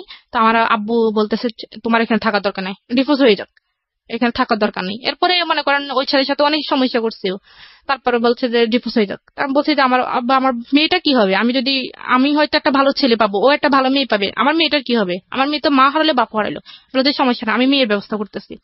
তো আমার বাবা কি করছে, ওরে ডিরেক্টলি বলছে যে আমার মেয়ে আসা চাইরা দাও, আমার মেয়েকে তুমি পাইবা না, তুমি একটা ডিভোর্স লেটার পাঠাতে। এখন ও যদি ডিভোর্স পাঠাতে যায় তাহলে সম্পূর্ণভাবে কিন্তু আমি সবকিছু পাও না, কারণ আমার যে কাবিননামা বা আমাদের যে সবকিছু নিয়ে গেছে এগুলো তো মানে আমি আইনগত ভাবে আমি পাই, তো সেজন্য আমাকে ডিভোর্স দিচ্ছে না। না না না, এটা তো আপনি আচ্ছা, এটা একটা ভুল ধারণা। আমি আজকের অনুষ্ঠানের মধ্যে বলে দিই, দেনমোহরের বিষয়টি যে কেউ যে কোনো পক্ষ থেকে ডিভোর্স দিলে পাবে। যদি মেয়েটাও ডিভোর্স দেয় তাহলেও পাবে, ছেলেটা ডিভোর্স দিলে তাও পাবে। কিন্তু আমরা একটা ভুল প্রেডিকশনের মধ্যে থাকি যে আমরা মনে করি যে মেয়েটা ডিভোর্স দিলে ছেলেটা এটা দিতে হয় না। এটা একটা সম্পূর্ণই ভুল ধারণা। এটা মেয়ের ন্যায্য অধিকার, এবং এটা যেই ডিভোর্স দেখ না কেন এটা মেয়ে পাবে। হ্যাঁ, এটা আজকের অনুষ্ঠানের পরে যদি কারো এই ধরনের একটা ভুল ধারণা থেকে থাকে তাহলে এই ধারণা থেকে বের হয়ে আসুন। আইনত এটা হচ্ছে, যদি ডিভোর্সটা মেয়ের পক্ষ থেকে হয়, মেয়ের দেনমোহর অবশ্যই পরিশোধ হতে হবে। সেটা ডিভোর্স মেয়ে দিলেও পাবে, এবং ছেলে দিলে তো কথাই নেই। হ্যাঁ, বলেন। তারপর মনে করেন এরকম কিছু হয়েছে, এখন তারা আমাকে ডিভোর্স দিবে না, মানে এরকম আমাকে মনে করেন নানান ভাবে টর্চার করতেছে, আমার গায়ে হাত তুলতেছে, খুব হাত তুলতেছে। একবার ওদের বাড়িতে মানে তারপরে আমি যখন ওদের বাড়িতে গেছি তখন ও মানে পকেটে 200 টাকা রাখছে, এটা আমি জানি না। এখন ওর ভাইরা আছে, ওর একটা ভাই আছে, ও আবার একটু হাত লারে, মানে ছোট্ট টাইপের আর কি, মনে করেন 100-200 টাকা পাইলে এগুলো নিয়ে যায়। তো আমাদের রুমে, আমরা যে রুমে থাকি, রুমে পকেটের ভিতরে 200 টাকা রাখছে। রাখার পর এখন ধানের দিন আসছে, আমরা ধানটা নিয়ে সবাই বাইরে কাজে ব্যস্ত। ও দুপুরবেলা আমি হঠাৎ খাইতে গেছি, আমাকে বলতেছে আরে চোরের ঘরে চোর, তুই আমার টাকা দে, মানে ডিরেক্টলি সবার সামনে। আমি তো মানে অবাক হয়েছি, কি আমি টাকা কিসের চোর, কিসের টাকা? বলে যে আমি পকেটে 200 টাকা রাখছি, তুই আমার টাকা নিচ্ছিস না, তুই আমার টাকা দে। আমি বলছি খোদার কসম আমি টাকা নেই, আমি কোরআন শরীফে হাত দিয়ে রাখতে পারবো, আমি টাকা নিইনি। তো সে আমাকে খুব গালিগালাজ করছে। গালিগালাজ করার পর আমি মানে এভাবে বলছি যে, আমি বলছি আল্লাহ যে টাকাগুলো নিছে সে আল্লাহ তার বিচার করে, আজ যে মানে যে তাকে মানে অবিচার অন্যায় ভাবে তাকে গালিগালাজ করছে তাকে যেন আল্লাহ বিচার করে, আমি এভাবে বলছি। বলার পর আমি দরজাটা লাগিয়ে ফেলছি। সেই গোসল করতে গেছে, গোসল করে আইসা মনে 5 মিনিটও দাঁড়ায়নি। আমি বলছি যে তুমি একটু দাঁড়াও, আমি জামা কাপড় চেঞ্জ করতেছি, তুমি একটু দাঁড়াও, আমি জামা কাপড় চেঞ্জ করি। কারণ আমার পাশের রুমে আমার শ্বশুর, বাইরে দরজার সামনে আমার দেবর আছে, তাহলে আমি তাদের সামনে কিভাবে এই অবস্থায় দরজা খুলি? দরজাটা খোলার দেরি হয়েছে কেন, সেই দরজা মরজা ভাঙ্গে আমার শ্বশুর আমাকে খুব গালিগালাজ করছে। তখন তার হাতে একটা বাঁশের একটা কাঁচা ছিল, তো সেটা আইনা আমি জানতাম যে দরজাটা খুলিস আমাকে মারবে, তো এভাবে যে মারবে আমি জানি না। তো আমি মানে তার ভয়ে আমি দরজার পাশে লুকিয়েছিলাম। সে ওইখান থেকে আমাকে আইনা এই কাঁচা দিয়ে মানে প্রায় 10-16টা 17টা বাড়ি দিয়ে দিচ্ছে। তখন সে তার মানে আমার শ্বশুরে মানে আয়সা একটু না ধরে তাকে বলতেছে, মানে এভাবে বলছে যে মার, ভালো মতো মার, এরকম কইটা বলছে। Nothing to say. This is a violence, man. This is definitely violence. পুরা পারিবারিক violence. Oh God. কি স্ল্যাং! আমরা স্ল্যাংটা মিউট করতে বাধ্য হলাম, কারণ এটার গণমাধ্যমে স্ল্যাংটা যাওয়া উচিত হবে না। বাট যেটা হয়েছে, যেটা দ্বিপাক্ষিক ভাবে, আমি জানি না কতটুকু সত্যি মেয়েটা বলছে, যদি হয়ে থাকে এটা ভায়োলেন্স, এবং এটা পুরো পরিবারে ফেসে যেতে পারে এই ধরনের ঘটনা ঘটলে। খালি ওই মেয়েটা যদি, যার উপরে গায়ে হাত তুলেছে, ওই মেয়েটা যদি জাস্ট একটা সরকারি হাসপাতালে গিয়ে ওয়ান স্টপ সার্ভিস, যেটাকে বলে ওয়ান স্টপ সার্ভিস, থেকে জাস্ট একটা পেপার নিয়ে আসবে যে আমার গায়ে হাত তুলেছে, এটা হচ্ছে ডাক্তার লিখে দেবে যে হ্যাঁ এই হাত তোলার জখম থেকে হয়েছে, এটা নিয়ে থানায় যাবে, সঙ্গে সঙ্গে সে অ্যারেস্ট হয়ে যাবে, সঙ্গে সঙ্গে। বাংলাদেশের নারী নির্যাতন আইন এতটা কঠিন, এতটা প্রখর। কি করলেন আপনি তারপর? আমার যে জায়গায় বাড়িছে সে জায়গায় রক্ত কালো হয়ে জমাট বেঁধে গেছে। তো তারপর আমার আম্মুরে খবর দিচ্ছে, আমার আম্মা আসছে, আমার আম্মার মানে উল্টা আমার নামে সত্য মিথ্যা যা আছে আমার আম্মার কাছে বললে আমার মানে আম্মার আর আমার মাঝে একটা ভুল বুঝাবুঝি রাখছে। তখন আম্মা আমার কথা বিশ্বাস না করে ওদের কথা বিশ্বাস। তখন আমি এগুলো দেখাইছি, দেখানোর পর বলতেছে তোর দোষে তুই মার খেয়েছিস এগুলো বলছে। তখন সে আমাকে কোনো ওষুধপত্র কোনো কিছু কিনে দেয় না। তখন আমি অনেকদিন ব্যথায় ভুগছি। ভোগার পরে আমি আমার আব্বুর কাছে বলছি, আব্বুর কাছে আমি ছবি তুলে পাঠাই দিছি, দেখেন আমাকে কি করছে, মানে এই গায়ের যে আঘাতের ছবিগুলো, মানে যে জমা দিয়ে গেছে ওটার ছবি তুলে পাঠাই দিছি। তো আমার আব্বু বলতেছে ঠিক আছে তুই এক্ষুনি চলে যা। আমি বলছি ওরা তো আমার যাইতে দিব না।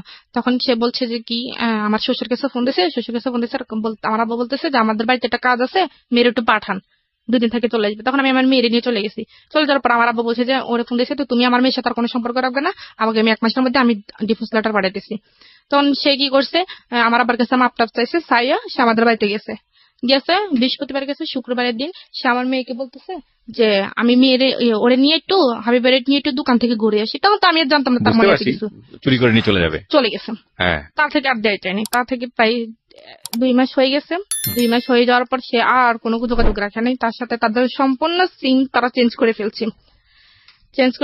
কতদিন আগের ঘটনা এটা? আরো ধরেন 4 মাস আগের ঘটনা। আচ্ছা, তারপর সম্পূর্ণ সিম চেঞ্জ করে ফেলছে। তখন আমি খুব কানাকাটি করছি। তখন আমি নিজে তো যাইতে পারবো না। তখন আমি আমার এক কাকারে পাঠাইছি। আমার কাকা ওইখানে গেছে, ওইখানে ওনাকে সবাই ধরছে, মারধর করবো, ওনারা এটা করবো। তখন আমার কাকা ভয়ে চলে আসছে যে ওইখানে ওনারা ভালো ব্যবহার করতেছে না আমার সাথে, আমি যেতে পারবো না। তখন আমার বাবা বলছে যে ঠিক আছে এই বিয়ে এখানে তোর ভাগ্যে নাই, তোর মেয়ে যদি তোকে যদি তোর মেয়ে মা বলে মনে করে তাহলে তোর মেয়ে তোর কাছে একদিন ফিরে আসবে, এটা মনে রেখে। তারপর আমার আব্বারা ওইখান থেকে কোর্টে ইয়ে করে ডিভোর্স লেটার পাঠিয়ে দিচ্ছে। তো ও নাকি রিসিভ করে না, ওইটা আবার কাজে অফিসে চলে গেছে। কতদিন আগে পাঠিয়েছে? 3 মাস আগে পাঠিয়েছে। 3 মাস আগে পাঠিয়েছে। ডিভোর্স লেটার এক পক্ষ থেকে পাঠানোর পরে 3 মাস 13 দিন অতিবাহিত হলে সেটা অ্যাক্টিভ হয়ে যায়। সো আপনার যদি 3 মাস 13 দিন অতিবাহিত হয়ে থাকে তাহলে অলরেডি ডিভোর্স হয়ে গেছে, যদি প্রসিডিং এ কোনো ঝামেলা না থাকে। আমি তার আগে আপনাকে একটা কথা বলতে চাই। একটা কথা হচ্ছে, মেয়েটাকে যে নিয়ে গেছে শুধুমাত্র জিঘাংসা থেকে, মেয়েটাকে তো লাভ করে না, সে তার ফ্যামিলির কেউই লাভ করে না, শুধুমাত্র রাগারাগির পর্যায়ে থেকে সে জিনিসটা করেছে আমাকে কষ্ট দেওয়ার জন্য। আপনি স্টেপ নেননি কেন? লিগ্যাল কোনো স্টেপ নেননি কেন? আপনি ওকে ইজিলি ডিভোর্সটা কেন দিলেন? আমি ডিভোর্স দিই কারণ আমার বাবা তো সবকিছু জানে না। আপনি ডিভোর্স তো অবশ্যই দিবেন, কিন্তু আপনি কেন মামলা করেননি? মামলা করে আমার বাবা মামলা করতে চায় না, কারণ মামলা করলে মনে করেন এখানে মানুষ হাসাহাসি হবে, সেজন্য বা মান সম্মানের দিকে তাকিয়ে আমার বাবা মামলা করে। এটি সবচেয়ে বড় ভুল। আর কত হাসাহাসি অফ হবে বলেন? হাসাহাসি কি কম হয়েছে? ওর তো শাস্তি হওয়া উচিত ছিল। এত বড় শাস্তির পর আপনারা ছাড় দিয়ে দিলেন, এটা আপনাদের অনেক বড় একটা অপরাধ। আপনারা যা বলেছেন এখানে সেটা যদি সত্যি হয়ে থাকে একপাক্ষিক, আমি আবার বারবার বলছি, কারণ আমি হয়তো আপনার হাজবেন্ড এখানে সামনাসামনি থাকলে সে হয়তো তার বলার যুক্তি ছিল। যদি আপনি যা বলেছেন সবকিছু সত্যি হয়ে থাকে তাহলে আপনাদের অবশ্যই মামলা করা উচিত ছিল। আপনার সন্তানকে ফিরে পাওয়ার জন্য, আপনার সন্তানের বয়স কত? 2.5 বছর। 2.5 বছর। আপনার সন্তানকে পাওয়ার আপনার লিগ্যাল রাইট আছে। আপনার সন্তানকে পাওয়ার জন্য আপনার মামলা করা উচিত। আপনি কেন? আমি আজকে সবাইকে রেডিওর মাধ্যমে বলছি, সবার প্রতি রেসপেক্ট রেখে বলছি, যদি এইরকম নির্যাতনের শিকার কেউ হন, তাহলে আপনারা যেটা করবেন সেটা হচ্ছে কন্টিনিউয়াসলি যদি এরকম নির্যাতন হয়ে যায়, যদি মনে করেন যে না সংসারটা আসলেই হবে না, সম্ভব না, তাহলে নইলে এই ধরনের স্টেপে যাওয়া উচিত হবে না। কারণ এটা অনেক সময় হিতে বিপরীত হতে পারে। যে আপনি যদি মনে করেন যে সংসারটা আসলে হবে না এবং আপনি বঞ্চিত হচ্ছেন, একটা ডিসিশন যদি আপনি নিয়েই ফেলেন, সরকার কিন্তু প্রুফ ছাড়া, আইন কিন্তু প্রুফ ছাড়া এক কলমও নড়ে না। এইরকম নির্যাতন হলে অবশ্যই আপনার ডাক্তারের কাছে গিয়ে একটা প্রুফ নিয়ে আসা উচিত যে আপনার উপর নির্যাতন হয়েছিল। জীবনের কোনো একটা পর্যায়ে গিয়ে যে কোনো একটা সময় গিয়ে আপনি অ্যাকশনে যেতে পারবেন। সুতরাং আপনি অনেক বড় ধরনের ভুল করেছেন আমি বলবো। আপনি আজকে মন খুলে কথা বলার জন্য এখানে এসেছেন, কারণ আপনি হয়তো কাউকে সলিউশন দিতে আসেননি, বা আপনার জীবন গল্প শুনে কে কোন লেসন পেল সেটার জন্য আপনি এখানে আসেননি। আপনার মেয়েটা কি অবস্থায় আছে সেটাও আপনি জানেন না। তারপরেও আমি আপনাকে একটা প্রশ্ন করব, সেটা হচ্ছে কি মনে হয় আরো আগে যদি চলে আসতেন তাহলে জীবনটা আরো সুন্দর হতো না? এখন এটাই মনে হয় যে তখন যদি আমার বারবার এটাই মনে হয় যে যখন প্রথম ফিজিক্যাল রিলেশন হয়েছে তখন যদি আমি আমার মনটাকে চেঞ্জ না করে তখন যদি আমি চলে আসতাম, কারণ আমার exactly that is the point, that is the lesson of the story. বাংলাদেশের সামাজিক প্রেক্ষাপটে অনেক মেয়েই আছেন, এবং আমাদের সামাজিকতার লেসনটাই এটা, যারা শারীরিক সম্পর্কটাকে এত বড় কিছু মনে করে পুরো জীবনটাকে বলি দিয়ে দেন। That is absolutely wrong, absolutely wrong. এবং আমি আবারও বলতেছি, এটা 100% রং। আমরা এই আইএমএ জাহিলিয়া যুগের বসবাস করি না।